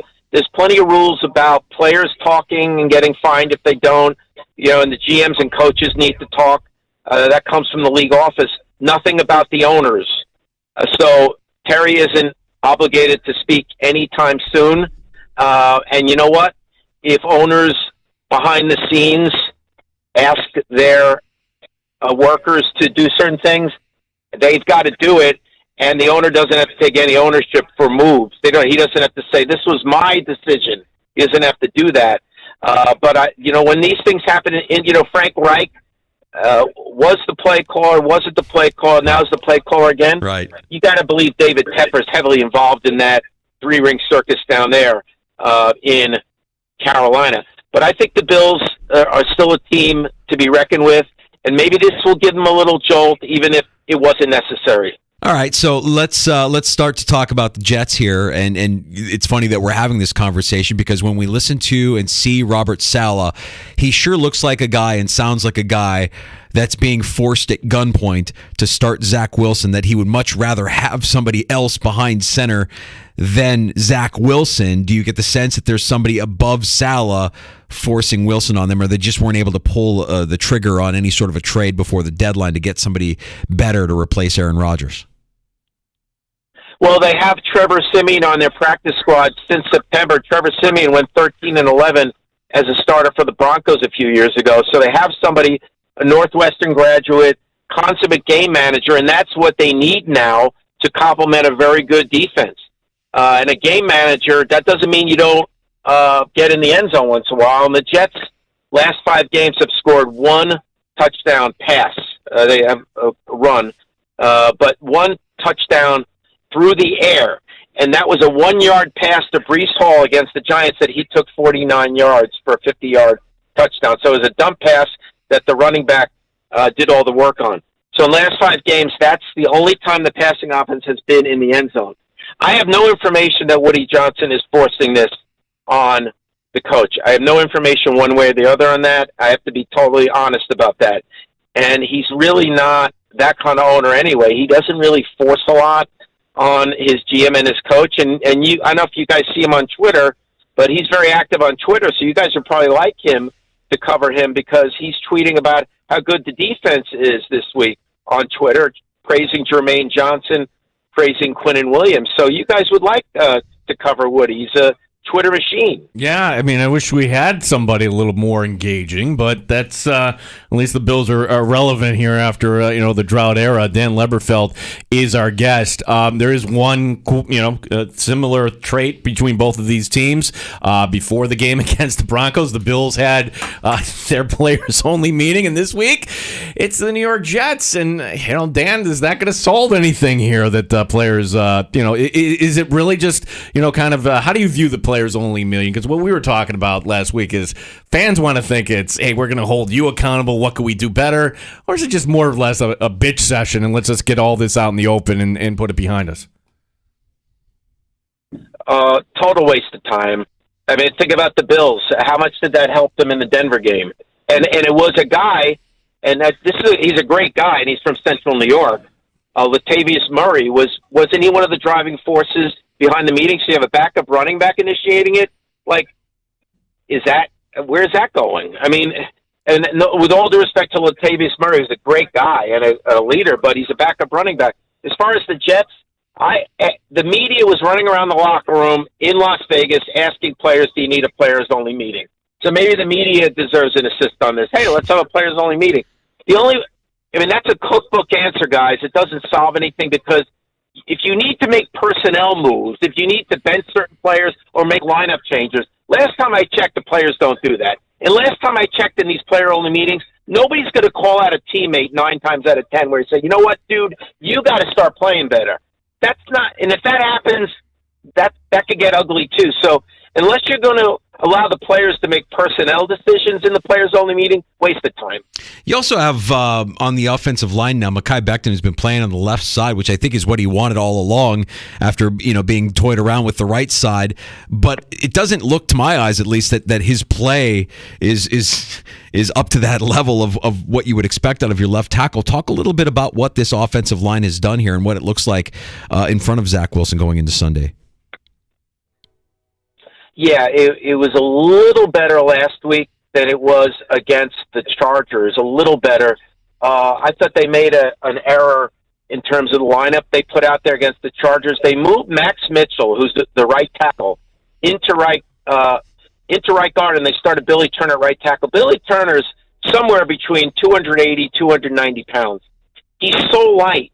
I like a lot of older players, he lost a lot of weight, but he was getting bull rushed by Khalil Mack, Buffalo's own, and of course Bosa. They were pushing him back on skates, and Billy Turner's a good player, but you can't play tackle at 280 now. You can't do it. So last week they moved Max Mitchell back to right tackle. Billy Turner got hurt, and they put in a real guard at guard, and it was a little better. Mekhi Becton is a right tackle to me. His body type, his skill set, right tackle. Even though, to his credit, he lost a lot of weight this offseason, went from the high 300s to about 350, he's still built like a right tackle. And after 2 knee operations, guys, I don't know if his foot quickness is exactly the same on his kick slide to get out there to deal with edge rushers. And he gave up 2 pretty big plays in the Raider game. A sack by, here we go again, SUNY Buffalo's Malcolm Kuntz. I'm really promoting Western New York here. Malcolm Kuntz beat him for a sack, and he gave up a run stop for no gain where a linebacker beat him. So, I think his best place is right tackle. He's a big fan of Rochester. Dan Leberfeld is our guest here in the Sports Bar. Dan, what happened with Michael Carter? Why didn't this work out with the Jets? Well, he was a standout his rookie year. Looked like a middle-round steal for the Jets. And then in his second year, they drafted Breece Hall. It kind of took all the air out of the kid because he was like emerging as at least a platoon back with the starter. But Breece Hall comes in, and he becomes the main guy, and obviously, rightfully so. You've seen that guy play. He's an outstanding running back. So he was in a complimentary role last year, had a pedestrian year this year. To make matters worse for Michael Carter, not only was he behind Breece Hall, he was behind Dalvin Cook. So he hardly played. So every once in a while he'd play, and I think he was pressing. He had a couple bad plays in Las Vegas. He got a call for an illegal low block, and he dropped a short pass. And I think he's kind of a sacrificial lamb here, send a message to the locker room. They're not going to bench or cut Mekhi Becton, who you brought up. They're not going to bench or cut Zach Wilson. So, cut a backup running back, send a message that way. Dan, defensively, my hope for you, Dan, my hope for anybody listening is that you can find something in life that you love as much as Jordan Whitehead loves picking off Josh Allen. That secondary just always seems to give the Bills offense trouble. And I'm curious about their play since last we saw them week 1. I know the secondary is strong, but that linebacker core is strong. Of course, you got the great push up front with Williams and with Jefferson. Talk a little bit about how good this Jets defense has been and why they're kind of keeping the Jets in this thing. Well, the Jets defense is very good. Their run defense is run-of-the-mill, but their pass rush is outstanding, and their pass defense is outstanding. You can run on the Jets. So if I'm the new offensive coordinator of the Buffalo Bills, I am running James Cook quite a bit. Against his brother, will probably be fired up in terms of that sibling rivalry, Dalvin Cook with the Jets. I'm not saying that Josh Allen shouldn't throw plenty of passes. Of course he should. But they really should try to run because you can run on this defense. But their pass rush is outstanding. Let me ask you guys, because I haven't been paying close attention to this aspect of the Bills the last month or so. How's the offensive line holding up? I think they're competent. If anything, you could say they're consistent. They've had continuity. They haven't been bit by any sort of injuries. And when they need to run block, they've been gashing people. I mean, you saw late in that Monday night game that the Bills' offensive line was just creating massive holes for James Cook when they needed it most. Yeah, and the one thing to look out for, Bryce Huff, who's just turned into an outstanding edge rusher. He reminds me a little bit of Von Miller, not anywhere near Von Miller in his prime, don't get me wrong, but the skill set as far as the ability, when Von Miller was at his best, there was nobody who bended better. Bendability is such a big part of pass rush. It's not just speed and quickness and strength. The ability to bend under tackles. So Bryce Huff is a tremendous bender. Actually, on the cover of Jets Confidential this month, there's a caption, Huff the Magic Bender. I don't know if that's before you guys' time. Live by the Huff sea. The Magic Bender playing off Huff the Magic Dragon. But the reason I bring up Bryce Huff in this conversation about the Bills' offensive line is that Spencer Brown at 6'8", Bryce Huff's the kind of guy that gives tall tackles a fit because of that bendability. And the taller you are, those short, squatty, bending edge rushers can really create a long day for you. Fantastic. I don't want to. Our next question here. I don't want to steal Danger's thunder because Mike Danger has this fantastic theory, Dan, about not even a theory. Like, give your thoughts here on Aaron Rodgers. I don't believe that Aaron Rodgers ruptured his Achilles tendon, Dan. I think that Aaron Rodgers injured his Achilles or has a calf strain or some sort of injury that's prevented him from playing at all this season. But all the talk of him returning, miraculously returning from something. I mean, far be it from a guy who has used wordplay in the past to kind of skirt the truth. For him to be able to say, hey, I've done something at the age of 40 that nobody has ever done before, and recover from an Achilles rupture, from this groundbreaking surgery, and I'm back to save the day. I don't think I think he's injured. I'm not going to question the injury. I don't think the injury was as severe as we were all led to believe. So you think it was an Achilles injury, but not a full rupture? Correct. Yeah, so, only Rodgers and the surgeon know that, though maybe McAfee can ask him that as far as what type of Achilles injury was it really. I thought Dr. David Chow, who we all know, who does the football injuries website and it appears on radio shows, the former Chargers team physician. Pro Football Doc. He has said repeatedly, Pro Football Doc. He has said repeatedly that, Rodgers is working hard and he's dealing with some cutting-edge therapies and stuff, but he can't beat biology. And this generally is a 7 to 9 month injury. I know Cam Akers beat that time frame a few years ago with the Rams, but usually it's a 7 to 9 month injury. I was of the opinion that if they made the playoffs and they were in a wild card game in the middle of January, maybe. But to me, December, to me, would be one of the medical miracles of our lifetimes. I just don't see December happening. And let's say they're 4-7. Why would you put them out there? So why aren't there more voices in the New York media saying what you're saying, Dan? Because to me, and look, I don't mean to offend you because we've known each other a long time, but I think the New York media, there's this perception that's the toughest reporting group. But no, you're not. Honestly, I think half of the people on your beat are cheerleaders, Dan. And the fact that there's Aaron Rodgers throwing on the sideline, and my goodness, and everybody reporting on Aaron Rodgers throwing. Don't you see what he's doing? Like Aaron Rodgers right in front of the camera. I think I'm going to come back. Don't you see what he's doing? He's playing you. The guy is so thirsty. Dan, can you get some of your other cohorts there to just call this guy out for what he is? Well, the problem with that is it's hard to prove any of that now. As far as the Achilles situation, how do we prove that he's playing us or trolling us? I will say this about the throwing on the sideline. I wrote an article about that for Jets Confidential. That is so blown out of proportion. Him tossing. You could go to the Bills game on Sunday and you'll see a grandfather, 75 years old, having a soft toss with his 10-year-old grandson. A short toss doesn't mean anything. And why haven't you seen other players a month after Achilles surgery having a soft toss with somebody? Because the coaches and the organization wouldn't allow them on the sideline. A lot of teams don't allow guys with Achilles surgery. I'm not saying the Jets are guilty of any malpractice, but I'm just saying that they don't want guys on the field because what if they get run over? And they have a brace on their leg. So I think the reason you haven't seen a player throw a month after Achilles surgery is because you haven't seen a player on the sideline throwing a month after Achilles surgery. You just don't see it. Doesn't mean they can't do it.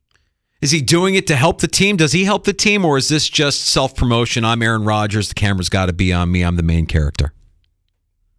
Well, I would say that there's two ways of looking at it. It's a double-edged sword. It could be what you're saying. However, you could make another point that would support him and be a positive angle towards him, that if he's telling everybody, hey, I'm coming back for December, or hey, I'm coming back for playoffs, that could keep the team motivated and they don't fall apart and tank and say, you know what, we have no hope here with a backup quarterback. So if you keep things afloat till late in the year or the playoffs, I can come back and help you. So I think on some level, there's a motivational tool there. There's a dangling carrot in terms of that. But I wonder what Aaron Rodgers thinks of how they've handled the quarterback position during his injury, because whether it's Trevor Siemian, who I mentioned before, 13-11 as a starter in Denver, or Tim Boyle. Tim Boyle is a guy that is like a brother, and that's Aaron Rodgers' word. He's like a brother to Aaron Rodgers. He calls him as a little brother. They are close like family. How do you think about that Aaron Rodgers truly feels? Not what he says publicly, truly feels about the fact that they're wasting these games in games where they need a little more from the quarterback position, and they won't give his boy Tim Boyle one freaking snap. You think Aaron Rodgers is cool with that? Does Aaron Rodgers, is he there in the facility during the week, Dan? Or is it true that he flies in and out? No, he's not there during the week. So that goes to the point then. Like, if he really wants to win and be in the meetings and everything else, like, that's the part I'm just kind of pointing out here, Dan, that shouldn't he be doing more to actually help this team win? And he's injured. He doesn't have a responsibility to do that. I get it, but do you see how the optics here of, like, just showing up on the sideline and I'm going to be there on game day? The real work, as you know, is Monday through Saturday in this league. Yeah, I agree with what you're saying, but I've covered so many situations where there was a veteran quarterback in the building, and he was the quote-unquote mentor for the young developing quarterback who might be struggling.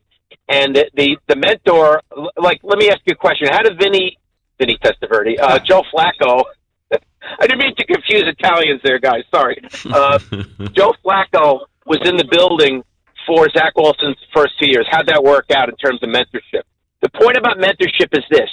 You can have a veteran mentor in the building. They're in the game plan meetings. They're at practice. But once the game starts and the bright lights are shining, can't read defenses for the young kid, can't go to prove the progressions for the young kid, can't provide the young kid pocket presence. So I know what you're saying about not being there all week being a bad optic, but I think even if he was there all week, I'm not sure how much better he'd make the quarterback. Dan Leverfeld, Jets Confidential, Bills and Jets. So, Dan, how do you see this all kind of playing out? This could be Zach, for as much as things were saying bad about Zach Wilson, he could pick up his third career win against this team. Yeah, I don't see it. I'm picking Buffalo. I think their backs are against the wall. I think Joe Brady, well, I don't agree with firing Dorsey. I think they will get a spark from the Joe Brady hire, at least initially. I think they'll be able to run the ball in the Jets. And I think the thing about their defense and all the injuries, Jets have played a few teams with a bunch of defensive injuries this year, and it hasn't really made much of a difference. They really didn't take advantage of the other team, having defenders out. So I don't think the Bills' defensive injuries will be a problem this week. I think the Bills rebound from that Denver game and win this game, though it won't be easy because I think the Jets' pass rush, which is so loaded, will make Josh Allen miserable. But you know how he is with making pass rushers bounce off him. That's not something the rookie quarterback in Las Vegas could do last week, but Josh Allen can do that. So I think the Bills win this game. I think they respond, and I do think they're a legitimate wild card contender. I'm not writing the Bills off anytime soon. Dan, tomorrow, maybe soon, but not in the next couple of weeks. Dan, tomorrow we do our show live from a local brewery here, Three Heads Brewing. We know that a few Jets fans are planning a little bit of a revolt. They're going to try and bum rush and storm our broadcast. And we know we have Jets fans listening to our show right now. And if they aren't in touch with Jets Confidential, how can they get more of your work? Yes, they can follow me on Twitter at Jets Whispers with an S in the middle and the end, at Jets Whispers, or they could go to jetsconfidential.com to subscribe to the publication. And Gene, you can talk about the publication. You know a lot about it. Is the phone number still 1-800-932-4557, Dan? It would be, right? That would yes, be it, yeah. If people want to order on the phone, it's 1-800-932-4557, like you said, in our Rochester Victor based office. Dan, are you coming up to our fine city for this one? It's up in the air. I got some balls to juggle. It's 50-50 right now. It won't be a game time decision because the drive is too long, but I will know in the next couple days. Always good catching up, Dan. Let's do it again soon. Okay, can we hang out at, what's the place called? I love your, just promote your sponsors. At Three Heads Brewing tomorrow, Dan. If you make the audible to come up a little early, we would love to have one and hoist a cold one with you. Okay, and what section of town is that? That's in the city. That's in the neighborhood of the arts, we call it. Okay, is it by that place that I went to with Dave Jones, that brewery restaurant? What's that other place? I don't want to promote a rival, but there's another place where there's a brewery and then there's a restaurant. You're describing every corner in Rochester at this point. Yeah, I know. There's a brewery and restaurant on every, so it's a stone's throw. But yeah, if you do find yourself in our neck of the woods, of course we would love to have you out, and we'd love to raise one in your direction. All right. Once again, the sponsor? Three Heads Brewing. All right, Three Heads Brewery. Now I know the one to bring up in the future. You got it. Thanks, Dan. You're the best. Okay, have a good one. Thank you, Dan. Dan Leberfeld, Jets Confidential, picking the Bills on Sunday. Yeah, I think everybody's kind of on board with this being an ugly kind of game where offense is at a premium and run game and just... Ugh. I like how we push back on Dan a little bit there in regards to Aaron Rodgers. I think of the fact that he is not a good teammate if you're just flying in and out and you're there for the cameras on Sunday. But if you're not there to break down film on Monday, and what are you doing? He's there for his own personal brand. It's all he's thinking about. The story that for the game in Vegas, he didn't spend time the night before. He went out. He was seen drinking bourbon and smoking cigars at some high-end place that you and I could never get into. Yeah, right. Always appreciate Leberfeld stopping by the sports bar. We're going to take a break and come back with happy hour next in the sports bar. Yeah, so we want to take your calls at 866-4FAN, 866-433-26. Joe Brady speaking for the first time today. A lot of positivity, but where do we go from here in terms of the Bills' offense? Surprise your loved ones with a gift of self-care by giving your loved ones a gift card from the spa at the Del Monte this November. For every $250 gift card purchased, receive an additional $25 gift card. Our gift card allows that special someone to indulge with one of their signature spa treatments, bask in their salon services, and treat themselves to the many luxurious products in the spa at the Del Monte's boutique. Visit them at the spa at the Del Monte or purchase a gift card instantly at delmontespa.com. Odyssey has sports for every fan.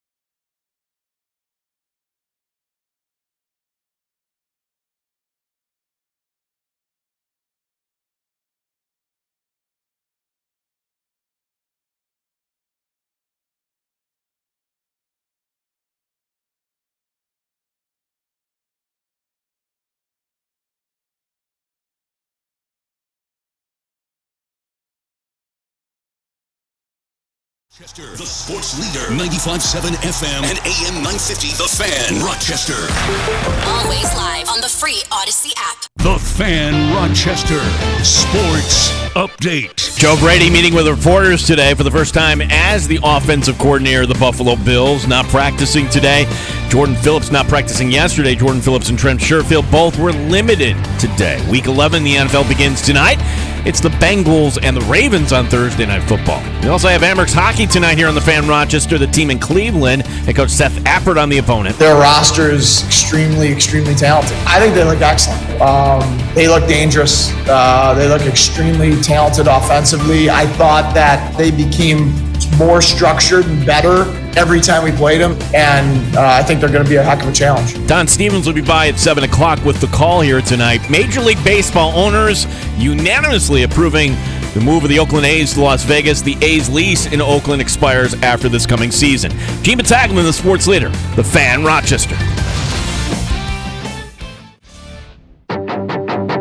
The Sports Bar with Danger and Battaglia. Winning football games. That's our job. We're in a bottom line business, and our job is to win games. Mike Danger. A win cures everything. If they win and they do it in a convincing fashion against a bad Jets team, then I think we come back on Monday and we're maybe a little less salty about the last couple of days. Gene Battaglia. Oh, yes. If it's Jets week, guys, the Jets are going to win, and they're going to win the division. I'm Dan Leverfeld, Jets Confidential. I love Rochester, but I'm going to convince you how the Jets are great. I love it. I love it. Love to see it. Week 11 is here. Who wins between the Bengals and Ravens? Touchdown Ravens! Lamar Jackson! Bengals! Nice! Joe Burrow! That Lou Anarumo! MLB owners have approved the A's move from Oakland to Vegas. Jackpot, baby! Draymond Green suspended 5 games by the league for his part in the scuffle with the T-Wolves. Amerks hockey. The Cleveland Monsters. Cleveland. 95.7 FM and AM 950, The Fan, Rochester. Welcome to Happy Hour. Danger and Battaglia on the Fan Rochester. This is interesting. This just happening in the course of the last few hours. A former Buffalo Bills coordinator speaking out on the dismissal of Ken Dorsey. Would you like to know what Leslie Frazier has to say? Ooh. Our friend Zach Gelb from CBS Sports Radio had a chance to talk to the former Bills defensive coordinator. We welcome you in to the Sports Bar. Thank you for listening at 95.7 FM, AM 950. Thanks for watching on our video stream at The Fan Rochester on YouTube and Twitch. Don't forget to like and subscribe while you're checking us out there. You can also get us on the free-to-download Odyssey app or your smart device when you ask it to play 95.7 The Fan. Tomorrow, we're live. Three Heads Brewing on Atlantic Avenue. Yes. Can't wait. Fun show. The Nighthawks Hazy IPA will be unveiled, and we can all sample it together. And Nighthawk players are going to be by. We'll also have the GM of the Nighthawks, Dan Carey, stopping by, and we invite you to come down. Also coming down will be our draft guy, Chris Trapasso, making the trek in. Love when Chris will be coming in person. So the draft show is my favorite.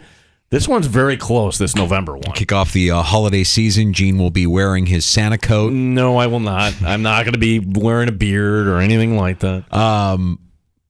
Zach Gelb has been on our show multiple times. You can hear him on CBS Sports Radio. We love Zach. Great guy. Last week when we talked to him, before the Broncos game, he actually threw out there his take from September that he thinks Jim Harbaugh would make a lot of sense as the next head coach of the Buffalo Bills. And we all kind of rolled our eyes. And then after what we saw on Monday night, we kind of revisited that take and thought, well, there's something to that. I don't think Gelb is necessarily wrong. And he was saying that back in September. The idea being that if the Bills, which at the beginning of the year thought unthinkable, like, okay, this is reality. McDermott's seat is warm here. You can't bring in some first-time coordinator. This is a veteran team. You need somebody that's going to say, I know how to win. This is the way we're going to do it. That's why I think you at least entertain the Harbaugh idea. We had Leslie Frazier on his show today. Good cat. Yeah, today. This earlier from the Zach Gelb show on CBS Sports Radio. You obviously know the Bills situation well. Ken Dorsey gets fired this week after losing to the Broncos on Monday Night Football. Just how did you react to that when it came on down on Tuesday? man, I was really, hurting for Kenny. I mean, he's a good friend of mine, obviously, and, we worked together for years, and, it hurt me, Zach, because, I hate to see coaches get fired, especially during the season. I mean, that's a hard thing. And, I actually spoke to Kenny this morning and just tried to encourage him, and he was in good spirits, man. He really lifted my spirits just in talking with him. He's not down and dejected like I thought he would be. He felt like, I did everything I could, Leslie, to put the guys in position, and we just came up short. And so he'll land on his feet. It's not a situation that anybody would want to be put in, and but he'll learn from this experience, and I think he'll be a better coordinator down the line. Can I just say, God, I miss Leslie Frazier. I miss Leslie Frazier. He had that I'm the adult here in the room kind of. Now we can kind of dissect here what the Bills defense didn't do in important games and what role, if any, did Leslie Frazier have to do with 13 seconds and the way the defense was being played. However, isn't it kind of curious? Like, you get let go and you're getting texts, you're getting everything else, but Ken Dorsey picking up the call from Leslie Frazier, and why would that be? That's the one guy that went through this as well. Knows exactly what it feels like. Welcome to the club. Yep. Welcome to the club. Except for Leslie Frazier, they never said relieved of his duties. Leslie Frazier, they didn't say fired. They didn't say any of that. They just said, well, he needs a year off. Really? Yeah. Really? He's coming back?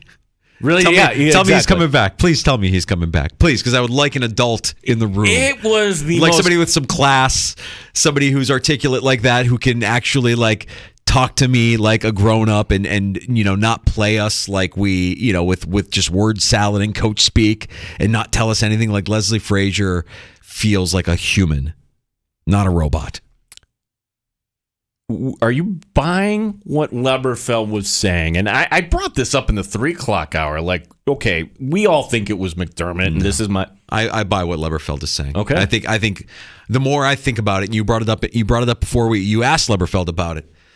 That's the kind of call that he's right. That's the kind of move that a coach. I mean, what would you have to have in terms of your relationship with a coworker if you're Sean McDermott? How bad would that blow up had to have been for you to just say, screw it, it's over, you're out? I shudder to think what that conversation was like if that's indeed his call. Now, if it's a call from above, if it's the owner saying, this has to change, fix it, you're the head coach, you have to bite the bullet and do what the boss says, it messes up your continuity. It screws up everything that you're trying to do. This is not the week to do it off a short week. Short week. Makes no sense. Makes no sense. It was emotional. Totally. You don't make a move like this based on emotion off a horrific loss.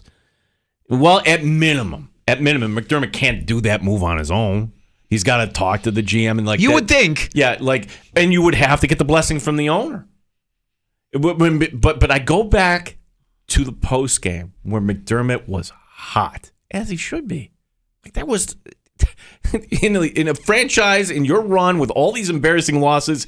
Here's another one, and we can point the finger directly at you. But he was hot about the offense turning the ball over. Yeah. Can't turn the ball over 4 times. No, and you're pointing out how the defense, we're 5 guys down. What do you want? Sounded desperate. To me, that came off of he made up his mind that night. I'm going to stick to this. This was McDermott's decision, and he just needed the blood. Terry, this is what I want to do, Mr. Pagula. Okay, go ahead. Can't turn the ball over 4 times. You're right. You also can't have 12 men on the field for a play. Probably shouldn't call an all-out blitz with a team out of field goal range on 3rd and long either. Just throwing that out there too, Coach. But the way they did Leslie Frazier, and hear me out for a second. If you want to make the move, fine, you make the move just like you made the move. But the fact that the musical chairs, the music had already stopped, and you did this in February. You left yourself no choice but to say, I'm going to be the defensive coordinator this year. I'm going to have to be the defensive, because who are you getting? Yeah. You don't trust anybody from the outside. You only trust your guys. You don't have anybody. Who are you bringing in? Yeah. And on the positive at the time, I said, hey, look, this is McDermott saying, hey, if it's going to be, it's up to me. And caution, like you're an NFL head coach, that's a lot on your plate. Yeah, I wonder. I mean, like the defense prior to the injuries, we weren't talking about them not looking up to par. They looked good. I mean, they were also playing some crap opponents, though. Let's be honest. For sure. But I think if anything, the lack of depth was what was exposed, and what has exposed McDermott on defense this year. Is like the guys that you thought were going to step up, and this whole thing of next man up is crap. And he didn't say next man up after the loss against Denver. He was saying, "Oh, we're down 5 starters on defense, guys. I don't know." Like, all right, now you're starting to give us some excuses. Now you're throwing us the language of losers. You're desperate. You know, you have 7 games to save your job. Potentially 7 games to save his job. Well, this is the last move. Like you can't fire another coordinator. You can't fire yourself on defense. Maybe that is the move as I'm thinking this through. But I do love, and it's the point that you brought up right after we heard the clip here from Leslie Frazier on the Zach Gelb show on CBS Sports Radio. If you're Ken Dorsey and you're taking a call from anybody, Leslie Frazier is the guy you're taking a call from. Leslie Frazier saying, welcome to the club, bud. That's right. Yeah. I can relate. I know what you're going through, pal. Okay. You're going to get through this. You're going to be just fine. So, where we think Buffalo, the image has changed. Come play here as a free agent. Come here. We know how to treat. How do they treat their coaches? Anybody like is Sean McDermott? If you're going to go hire a new defensive coordinator, or say Joe Brady said the next time they've got to hire somebody, are you really getting the best candidate out there that wants to come to Buffalo and help this team get over the hump? Or you just that candidate's not going to come here. You got to just promote from within. The Joe Brady thing is interesting. We'll get to his sound today. I wonder if anybody actually wants to work with Sean McDermott, given the track record at this point. Like, if you're Brian Daboll, if you're Leslie Frazier would never speak ill of anybody because that's not in his character. But if you're Brian Daboll, now if you're Ken Dorsey, if you're, I don't know, insert former coach here, Chad Hall, right? Like guys that have been kind of unceremoniously let go that are still working in the league. What are they saying? Or guys that have left and gotten better gigs, Brian Daboll, what do they say about working with Sean McDermott? I think the fact that Daboll McDermott couldn't even mention each other by name. That icy handshake. Oh, they hate each other. Hate each other. Absolutely. Hate each other because Brian Daboll, the team, he's from Buffalo. 13 seconds. Oh my gosh. Can you imagine? Everything he needed to do. Everything he needed to do. The offense was electric. Couldn't be stopped. And he's, got it. He got what he wanted. He got a head coaching gig. Good for him. But you just know it did not end well. That was tenuous. Well, especially if you go back and retrace the steps. The Tampa Bay game where McDermott allegedly got in his face at halftime, the stories we've heard down there, and then the Wynn game. Oh, the Wynn game where he is just throwing shade at Daboll after. And again, granted, it's after midnight. It's cold. You just had a humiliating loss to Bill Belichick, and McDermott was edgy, but you can't do that. You just can't do that. Yeah. Well, it's nice to hear Leslie Frazier speak on a topic that he's familiar with, being let go by Sean McDermott. And he's right. Ken Dorsey's going to be fine. Somebody will hire Ken Dorsey to be their offensive coordinator. But the in season, I mean, it could give the Bills a little bit of a bounce. Everybody sits up a little more straight, I suppose. But Joe Brady is a first-time Buffalo play caller. It didn't work out in Carolina. It did not. And we've got to kind of explore, like, why didn't that work out? Was just Matt Rule is just such a clown? I don't know. The talent out there wasn't good? I don't know. But I will say this, Brady did bring a lot of energy and positivity when talking to reporters today. Joe Brady on Sean McDermott. That's great. He's a great head coach to work for. He's a great communicator. Everything that you guys probably see, man. It's a joy to come to work with him and work for him. And so it's been really refreshing for the opportunity once I came here, and I'm truly grateful for it.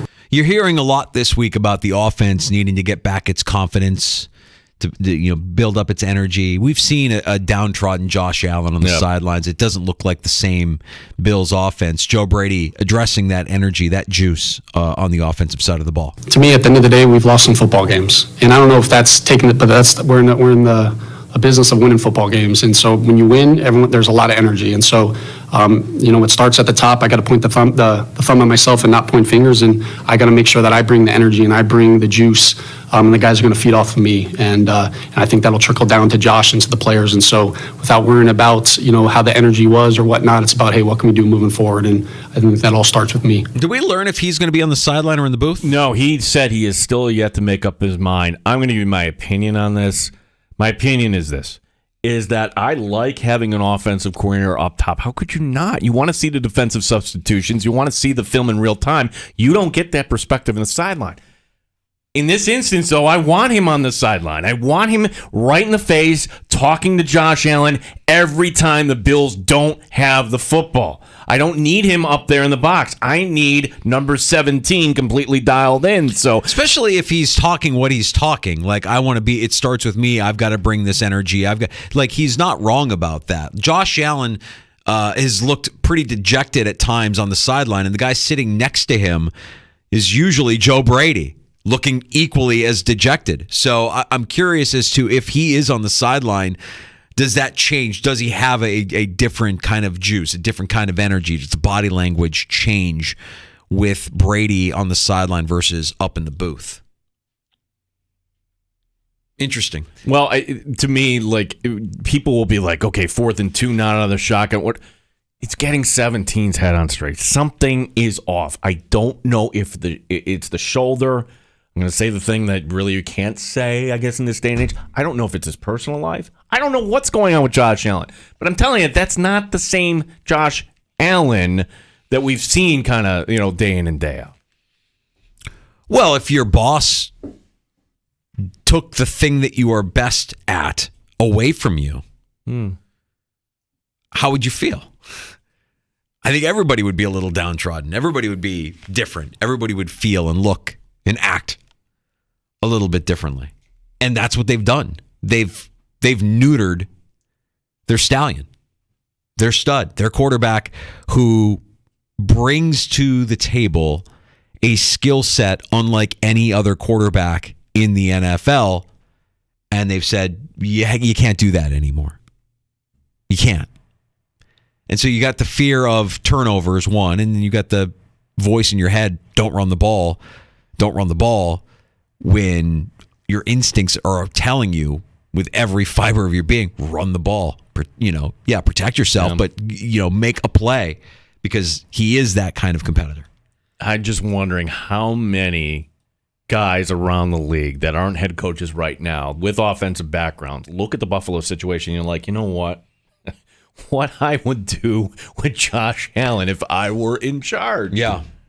Well, Joe Brady is excited about the opportunity to work with Josh Allen. Josh is, I believe, that we're as comfortable as can be in terms of if there's something he doesn't like, he's going to communicate it, and vice versa.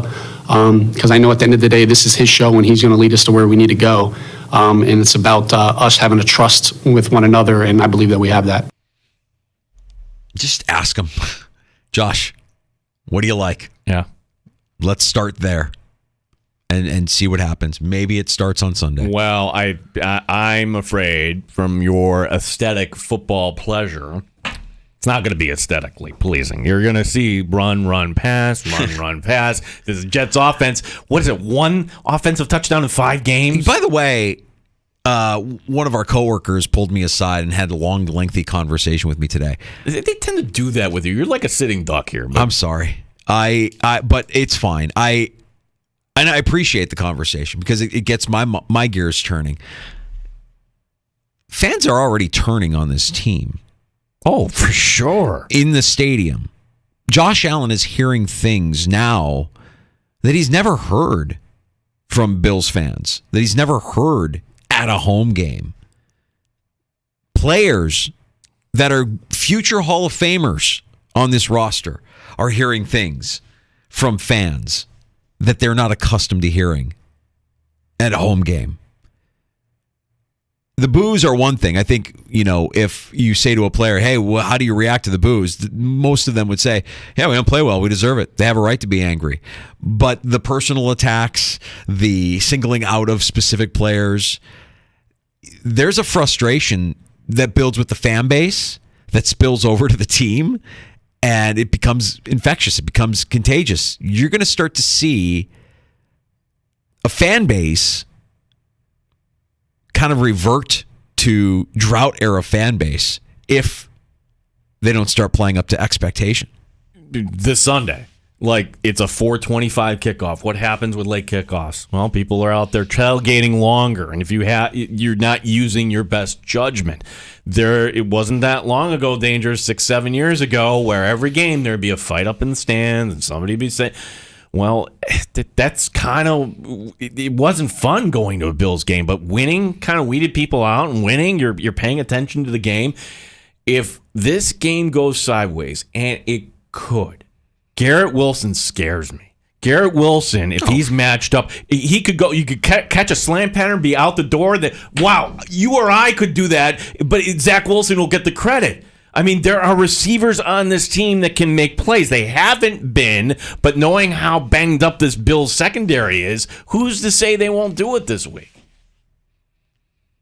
Yeah, hearing our coworker talk about a fan behind him, just eviscerating Von Miller, eviscerating Josh Allen, getting on everybody. Like the best players on the team. Now, Von Miller isn't the best player on the team anymore, but you know what I'm getting at here. It's one thing to be critical, but then also when the team is doing well, when the team is on a touchdown drive, kind of keeping his arms crossed like I have right now and not saying anything, not doing anything. Like, okay, what are you there for? How angry a life do you have where your only reason for being at the game is to shout obscenities at the entire Bills bench? I don't understand that wiring. We all kind of know that guy that when they've had one too many, they turn into angry drunk. I think our coworker was just sitting in front of angry drunk. I think that's really what it was. A guy that likes to fight type of guy. Yeah, right. Just chest him up the right way and see what happens. I wish you would. F around and find out, guy. That guy. Yeah. It could get ugly. If it doesn't change and if the team doesn't start playing to expectation. Well, Dan Leberfeld picked the Bills. Spoiler alert, I'm taking the Bills as well. I'll give my prediction tomorrow, but look, all season long, I've taken the Bills when on paper they look like they have the clear advantage. Didn't take them against Cincinnati. I mean, look, we were wrong on the Patriots. We were wrong on the Broncos. We've been wrong because these are inexplicable losses. These are losses that you can't give a team in the NFL a 10-point lead before you've had your second offensive snap. You can't turn the ball over. McDermott's right. You can't turn the ball over 4 times and expect to win many games in the NFL. Well, I don't like teams that are pressing, and the Bills are pressing, and I'm not waving pom-poms. I never have on this show. You come to us, you want real Bills talk. I picked the Jets week 1. And I'm going to pick the Jets in week 11. I don't see the Bills coming out of this mess. It's a lot to ask a new coordinator to come in on the fly. And yes, the Bills are banged up. This Jets defense is superior. And yes, you can run on them a little bit, but I see more turnovers in the making in this game. And I'll take the Jets in a close one. Can we agree, though, the fact that it's a 7? What is Vegas telling you? Are people just not paying attention that the line is Jets getting 7 points here? Let me just see if that's kind of swayed here in the last day. Here. No, it hasn't moved. They fired Dorsey, and how much did it matter? It didn't matter at all. They didn't move the line at all upon hearing the news that Ken Dorsey was relieved of his duties as offensive coordinator. Relieved of his duties. Yeah. I like that, how they phrase that. Nope, still 7, but the over-under at 39.5. Yeah. I tend to believe that is too many points to give an opponent for the Buffalo Bills. I don't know that they deserve to be a touchdown or greater favorite against anybody in the NFL moving forward. Well, I guess maybe that would be the pathway for the Bills to win this game, because where Mr. Unlimited was making plays at the end, granted, the Bills helping out a lot there at the end, I don't know if Zach Wilson has the ability, although he did that against the Giants, I suppose. Tomorrow, our show is live. We're at Three Heads Brewing on Atlantic Avenue. We're going to unveil a special new treat from our friends at Three Heads and the Rochester Nighthawks Hazy IPA. Yeah, how cool is this? Like, you can actually have a cold one with a professional athlete tomorrow. So a few of the Nighthawk players who are in town will be joining us, the GM of the team. You know, the Nighthawks, hey, they made the postseason last year. So what's the expectation this year? So I'm really looking forward to that season. Beat Buffalo. That's the expectation. Just can't be better than those guys. Beat Buffalo. Yeah, we have our identity in town. So our identity being we love Three Heads Brewing and we love the Nighthawks. And this is a perfect pairing. There will be free pizza from Caraglio's as well. Awesome. And Chris Trapasso, CBS Sports draft analyst, will be stopping by. We'll talk some Bills football with Chris when he stops by right around 4:30 tomorrow afternoon. I love how we got tagged in this audio about Leslie Frazier. I'm like, oh boy, good get by Zach though. But the fact that Leslie Frazier talking, he didn't say anything earth-shattering, but just by admitting that he has spoken to Ken Dorsey, like Ken Dorsey doesn't need to talk to anybody, but he chose to talk to Leslie Frazier. Ken Dorsey, I would imagine, has lots of texts. He's gotten lots of calls. He hasn't returned all the texts. He hasn't returned all the calls, but he picked up the phone for Leslie. Right. It tells you everything you need to know. Yep. Without Leslie Frazier saying anything, Leslie Frazier is telling you hey man, I know what it feels like, and I know what you're going through, and you're going to be fine. Just like I'm going to be fine. It sucks. You know, and if it's true what he said, that Dorsey believes he did everything he could to put the guys in the position to win, but they came up short, yeah, that's kind of a fair way to assess it. Well, I like, if we're just, we always do the blame assessment Monday, was blame assessment Tuesday, and if we just looked at the offense, I don't know. Like, did Ken Dorsey, did that go off his fingertips? Did he fumble the ball? Did he throw the sideline pattern that Josh Allen has problems with? Yeah. Okay, but fire the coordinator. No, I mean, look, there are a lot of things that you could pick apart with Ken Dorsey through his time as the Buffalo offensive coordinator and say that you don't like. A lot of subjective things. But I view it as this is such a political move, and we are just a golden retriever following the tennis ball. We're not talking about 12 men on the field this week. We're not talking about cover zero this week. We're not talking about the feeling we had, and I don't know if you're like me, but when the Bills took the lead, that was the moment I realized the Bills were going to lose the game on Monday night. Bills fans, I would encourage you. Gallows humor is the way to go throughout all this. One of our regulars, Yacht Rock John, I shared it on my personal Captain Obvious. Fisher Price has a new toy out. It's called Buffalo Bills 12 Men on the Field. Oh, the little figurines. Yeah. It's got the official putting his hands on the. I like, okay. Yeah, somebody wrote, Holly wrote back, too soon. I'm like, no, it's not too soon. You got to laugh. It's pretty good. All right, let's get to a round of shots next in the sports bar. Yeah, we have hockey this afternoon. Quick story about this. So Ottawa and Detroit play. It's one of these Sweden games. Like, oh, why is there an NHL game this afternoon? Oh, that's because it's over in Europe. And Dan DeLorean, big Ottawa fan, and he's all angry. I'm like, what are you angry about? They're up 3-0. You understand? They were up 3-0 last time against Detroit, and they're going to lose. They're going to lose. Did they just lose? Well, we'll have the story coming up. If they lose, it's because I didn't bet them. Every time I bet Ottawa, and I tell Dan, every time I do it, I'm like, Dan, you know what tonight is? He's like, don't do it, don't do it. And every time I do, almost every time, Ottawa cashes for me. We've got baseball notes today, including how the vote went today for the Major League Baseball owners in regards to the A's trying to go to Vegas. Also, Rob Manfred awarding the next All-Star game. And I have to chuckle at this one, of course. And kind of a sad update on Big Baby. Remember Big Baby? Big Baby. Big Baby. Yeah, Big Baby LSU, Boston Celtic. Oh, right. Yeah. Okay.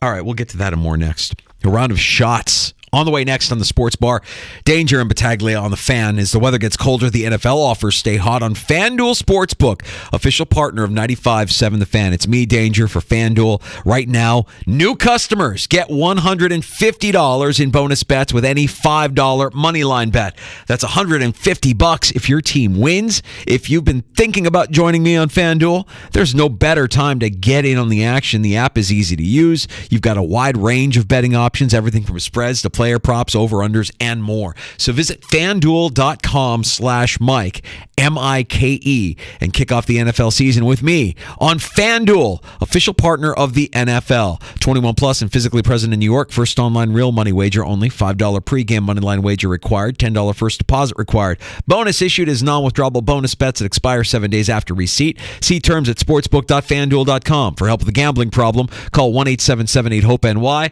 or text HOPE-NY 467-369. Odyssey has sports for every fan.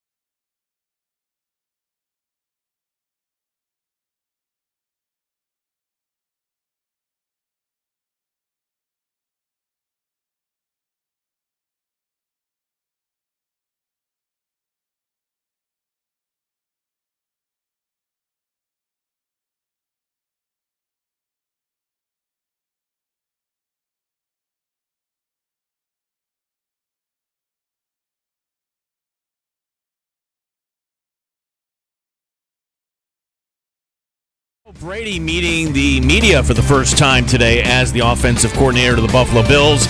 Brady, a big believer in number 17. Give me Josh Allen all day, every day. I'm not worried about it. When I look in his eyes before every game, there's not a worry in my mind. And I guarantee you that's the same mindset of everybody in this locker room. So, I believe Josh Allen's the best quarterback in the NFL. After not practicing yesterday, Jordan Phillips and Trent Sherfield were both limited today. As the Buffalo Bills get ready for their game against the Jets, noon our pregame coverage will begin on Sunday. Week 11 begins tonight. A good one, the Bengals and the Ravens. We got Amerks hockey tonight in Cleveland. It's the first of two in Ohio. Don Stevens will be by at 7 o'clock with the call. Major League Baseball owners approving the move of the Oakland A's to Las Vegas. Gene Battaglia, the sports leader, 95.7 FM and AM 950, The Fan, Rochester.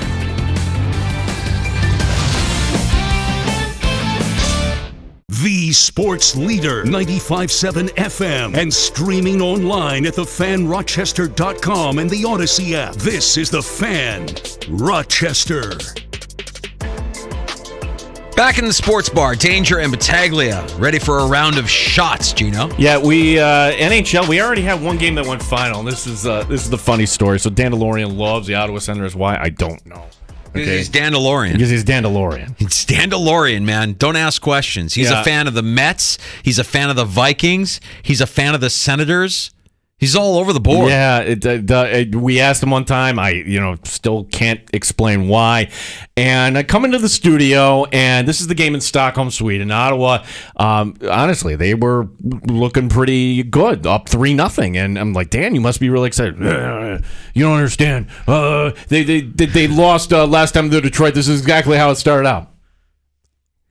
Detroit sends it to overtime.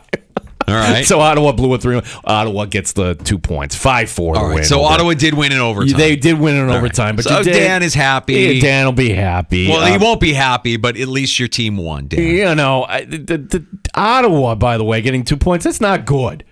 They're the only team keeping the Buffalo Sabres out of the basement in the Atlantic Division. The Sabres in action tomorrow night at Winnipeg. Maybe the Sabres can get this going. They're going to have to figure out different ways without Tage Thompson. That's right. It's not looking great for the Sabres. Not great, Bob. Major League Baseball owners unanimously, according to Bob Nightingale, USA Today, approving the move of the Oakland A's to Las Vegas. Now, there are many questions here that are not answered at this point, such as, where's the team going to play in the interim? The A's lease in Oakland expires after 2024, and there is one lawsuit that needs to be settled. A group called Schools Over Stadiums wants this on the ballot in Nevada. If they get enough signatures, they're going to get their way.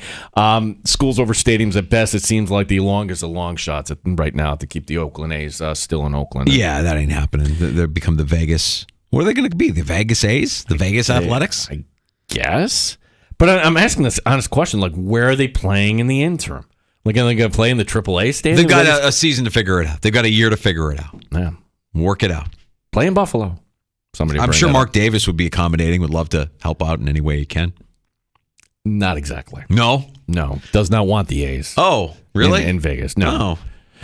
We get to the main event tonight in the Major League Baseball awards season, and there's not going to be any suspense here. And I'm not going on a limb to predict that Shohei Ohtani is going to be the AL MVP, and in the National League, it's going to be Ronald Acuna Jr. The other finalists, a pair of Texas Rangers, Marcus Semien and Corey Seager, while it's a pair of Dodgers that are going to split the vote as well, Mookie Betts and Freddie Freeman. As for the Cy Young Awards, it was Garrett Cole of the Yankees and Blake Snell of the Padres, continuing my streak of predicting all these awards correctly. Nobody cares when you're right. Nobody cares. We just want to tell you when you're wrong. So it's Shohei in the American League and Acuna in the National League. Yeah, the question is, are they going to sweep the vote? Shohei should. I think baseball writers become a little bit too predictable for you to be as right as you've been. No, like baseball writer, just always in unison here. How baseball writer is very excited, though, the idea that Shohei could be a Cub. Are you warming up to this idea? Are you entertaining this? I'll believe it when I see it, and if it happens, I'll be excited, of course. One other baseball note, Commissioner Rob Manfred awarded the 2025 Major League All-Star Game to Atlanta. Yeah, now, if you remember, knew it. You remember in 2022 it was supposed to be there, but got moved to Colorado for political reasons, and I'm just going to leave it at that. So dumb. They love Rob Manfred in Atlanta. Yeah, they do. And actually, nobody loves Rob Manfred. No. He's actually from... Normally, we are so provincial here. Oh, my gosh. Did you know Latavius Murphy is from Central New York? Yeah, we love that. Yeah, he's one of us. Did you know Rob Manfred's? Oh, no. Get out of here. We pick and choose who we claim ownership of. No. Roy McIlroy married a girl from Webster. I don't know if you know that or not. Irondequoit. I'm sorry. So he's ours. We want Rory McIlroy. Roger Goodell and Rob Manfred, we don't talk about where they're from. No.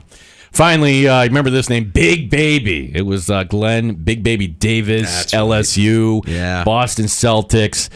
He's going to be wearing a uniform of a different kind now. He and another ex-NBA player, former Detroit point guard Will Bynum, convicted by a jury today on a scheme that prosecutors say defrauded insurance plans of more than $5 million. Davis was found guilty of healthcare fraud, wire fraud, conspiracy of false statements, 20 years in prison. Did he never listen to the commercials that run, insurance fraud is the horrible, they finally caught somebody for this. Yeah.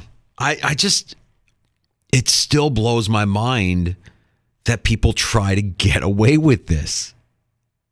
It almost feels like it's inevitable. You're going to get caught. Yeah. Numbers don't lie. You can't hide. If they want to find, they're going to find it. They're going to figure it out.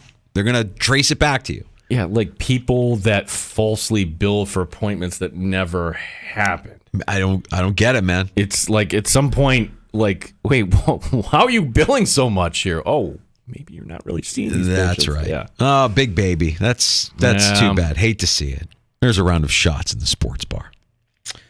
Last call is next. You can join us at 866-4326, 585-866-4FAN as we utter the most dangerous words in all of sports talk. We go to the phones. You can also write to us on X, as this goes back to me saying I want a wide receiver in the first round. This has to happen. This is how you revamp that position. Jack writing inaccurately. Bills drafting a wide receiver in the first round. Come on, Gene. Name me a wideout that was a high school wrestler. Does it check out? I don't know that there is one. Does one exist? Funny, there was like some wrestling website that dissected all the guys with wrestling backgrounds from last year's draft. And that's the first filter for Sean McDermott. Right, he goes, that's his first stop shop where he does his draft prep. No, there are no wide receivers with wrestling backgrounds, right? Yeah, that's tough. But thank you, Jack. You're absolutely right. Can't happen. We have a special type that we want in this locker room. Last call next in the sports bar. We'll let you know more about tomorrow's special show, Friday Football Talk, live from Three Heads Brewing on Atlantic Avenue. And who'll be stopping by the sports bar with Danger and Battaglia here at 95.7 FM and AM 950, The Fan, Rochester. Odyssey has sports for every fan. Keep up with your favorite teams from across the country and get the inside scoop from experts. AUDACY. Odyssey. On game day, there's nothing like tailgating, touchdowns, and Twisted Tea Hard Iced Tea. Twisted Tea goes down smooth and tastes like real iced tea because it's made with real brewed tea. Cool, refreshing, and a 5% kick of alcohol. Twisted Tea Hard Iced Tea. Look for the bright yellow cans wherever you buy beer. Keep it twisted. Twisted Tea Brewing Company, Cincinnati, Ohio. Please drink responsibly. Shop Black Friday every day and get the best new deals all month long only at Lowe's. Right now, buy one DeWalt 20-volt max 4-tool combo kit. Get 2 select tools free. That's up to a $438 value. Plus, get up to 50% off select vanities, faucets, and shower heads. Shop in-store and online today because Lowe's knows deals. Valid through 11/22 while supplies last. Selection varies by location. We know every day in Rochester we can get buried in feet of snow. Don't rely on luck. Get ready for winter with the right equipment from Precision Lawn and Garden in Webster. They have the top brands for snow removal equipment like Toro, Ariens, Cub Cadet, and Western. And they service all makes and models. Go to precisionlawnandgarden.com or stop in at 195 North Avenue in Webster. Don't be the next Ribs, Arkansas.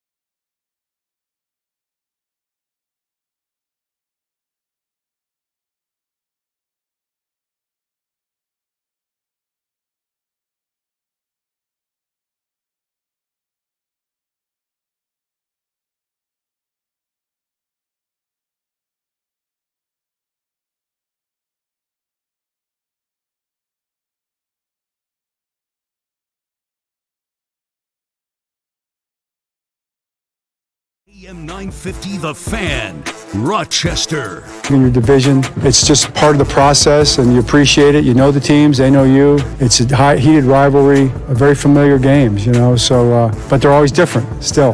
With that being said, so we just got to be ready for whatever happens, play our best football, and see what we can do. The more I think about it, the more I think you're right, and the more I think Leberfeld is right. That if you're going to move on from an offensive coordinator in the middle of the season, the way the Bills did this week, on a short week no less, that's a call that came from above the head coach. Has to be. When you think about head coaches in the NFL, and that was John Harbaugh, by the way, talking about tonight's matchup to kick off Week 11, the Ravens and the Bengals on Thursday Night Football. Guys like Harbaugh, guys like Tomlin, guys like Carroll, Belichick, they're as bad as it can be. And it's bad. It's been bad in Pittsburgh. He's not firing Matt Canada. No matter how loud the chants get, he's not moving on from his guy. Maybe in the offseason, but not now. Not in the middle of the season. Not when we're in this. They're figuring out ways to win, and 5-5 isn't ideal. But you should never make a move like this when there's a lot of emotion, and it certainly we all were emotional, and we all wanted to add. But now that you did it, can't fire the head coach or the defensive coordinator. You fire the offensive coordinator. You already fired the special teams coordinator. Yeah. Look, if we're assessing blame, that guy has cost the team 2 games. 2. The opening game against the Jets, we all blame Josh Allen, as we should, but what was that punt return in overtime? Yeah, brutal. You're back in the sports bar. It's Danger and Battaglia. Glad you're with us and appreciate you stopping by and hanging out with us for a few minutes every afternoon from 3 until 6 here on The Sports Leader. Tomorrow is a special day. It is another Friday Football Talk Live. We will be taking the show on the road, and we invite you to join us at Three Heads Brewing on Atlantic Avenue in the neighborhood of the arts. Love our friends from Three Heads. They always take such great care of us, our gracious hosts. And tomorrow, an even more special day, not only Friday Football Talk Live, but the unveiling of a new Rochester Nighthawks Hazy IPA. Yeah, so that is going to make it a little extra special tomorrow, as we'll have Nighthawk players, including Joe Post, who is the face-off specialist, Canandaigua native, and also the GM, Dan Carey, will be there to actually have the first tap. And I just posted it. The Nighthawks have put out the early excuse, like you're in school here if you need to leave work early. Nobody's working. You mentioned it. Look, this week has flown by, right? Monday felt like a holiday because you had a Bills Monday night game. Nobody was really working on Monday. And then we were just so agitated the next 2 days. Right. And still, like, wait a second. Tomorrow's Friday? Tomorrow's Friday. What? Tomorrow's Friday. What? And, you could say it's the unofficial start to the holiday season. It's also your start to your holiday. I should just kind of mention that, too. Yeah, I might be in rare form tomorrow. I might be in rare form knowing that it's my last show before we come back from the before we come back from the holiday break. I'll be off next week. Gene will be here Monday, Tuesday. Where Danger will be getting ready, baking and doing other things. Yeah, I'll be up to my elbows in giblets, pal. Have you ever done that, just like thrown out something just to get a friend and like you bait them? I did that to you yesterday. You didn't even know I did that. What'd you do?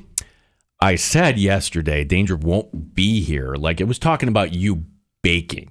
When I know you're not a baker. I know that you're the cook. You're the chef in the kitchen. But just to kind of downgrade you to baking, and then you looked at me sideways. I'm like, I got him. You did? Yes. I don't know. Do you know the difference between baking and cooking? I think so, just a little bit. I was just wondering. Because obviously I'm not baking anything. There's no baking in my Thanksgiving prep. I picture you making cookies, taking the Christmas cookies out of the oven. Hey, Gene, by the way, so what? So what if I do? Maybe me and the girls bond. We do some chocolate chip cookies. That's great. We do some sugar cookies. We frost them with little Santa hats, and we call each cookie Gene, because Gene's going to wear his Santa hat tomorrow at Three Heads to kick off the holiday season. See, and you're baiting me. I'm not going to take the bait. Not doing it. Nope. Are we anticipating a Jets takeover tomorrow? Three Heads too, by the way. I know Peter's going to be there. Look, one of our favorites. Can't happen. Our regulars, Bills Mafia, fans of the Bills that listen to this show, you can't let Peter, our pollster on Twitter, show up with all of his misfit Jets fans and try to take over our Friday Football Talk Live broadcast. Can't happen. See, Jets and Mets rhymes. That's right. They're the same fan, basically. Peter, you're a Met fan. Is Peter a Met fan? He has to be. If you're a Jet fan, you're a Met fan. A lot of crossover there, yes. You can't be a Jet and a Yankee fan. You can't be a Met and a Giants fan. I like Peter, though. I'm not going to go as far as to call Peter a social misfit. You just did. No, I said I'm not going to call him a social misfit. I like him, even though he's a Jets fan. If you missed Dan Leberfeld, Jets Confidential, he joined us last hour. He's picking the Bills, not high. And he didn't shut down my theory that Aaron Rodgers didn't really rupture his Achilles. He didn't really shoot it down. Yeah, because this is according to who? Aaron Rodgers. HIPAA. We can't call the doctor up, and the Jets are not going to put out a statement. Actually, it was only, it wasn't a rupture. Right. I love that. And Andy Behrens from Yahoo Fantasy is always great. Help you set your Week 11 lineup in fantasy football. Get you a W this weekend. If you missed either of those conversations, we'll get them up for you and on demand wherever you get your shows. It's pretty simple. In the free-to-download Odyssey app, Spotify, Apple, iTunes, Apple Podcasts, whatever your platform of choice is, just search out the Sports Bar, and you'll get our entire show and all of our guest appearances listed for you right there. Yeah, so come on out to Three Heads tomorrow, and your guess is as good as mine who's going to be coming up on CBS Sports Radio once we're done here. My money's on Winkler. I'm going to say Winkler every night. I'm saying it's hot take Hickey. Hot take Hickey? He was last night. I'm going Winkler tonight. Thursday night, I'm saying Winkler. We'll find out together as CBS Sports Radio returns to the Fan Rochester. Next, see you tomorrow afternoon at Three Heads Brewing on Atlantic Avenue in the Neighbor of the Arts for Friday Football Talk Live and the unveiling of the new Nighthawks Hazy IPA. Chris Trapasso live at 4:30, and your Rochester Nighthawks joining us throughout the course of the afternoon. Really looking forward to it. Appreciate you listening this afternoon to the Sports Bar with Danger and Battaglia here on the Sports Leader, 95.7 FM and AM 950, The Fan Rochester. It's that time again.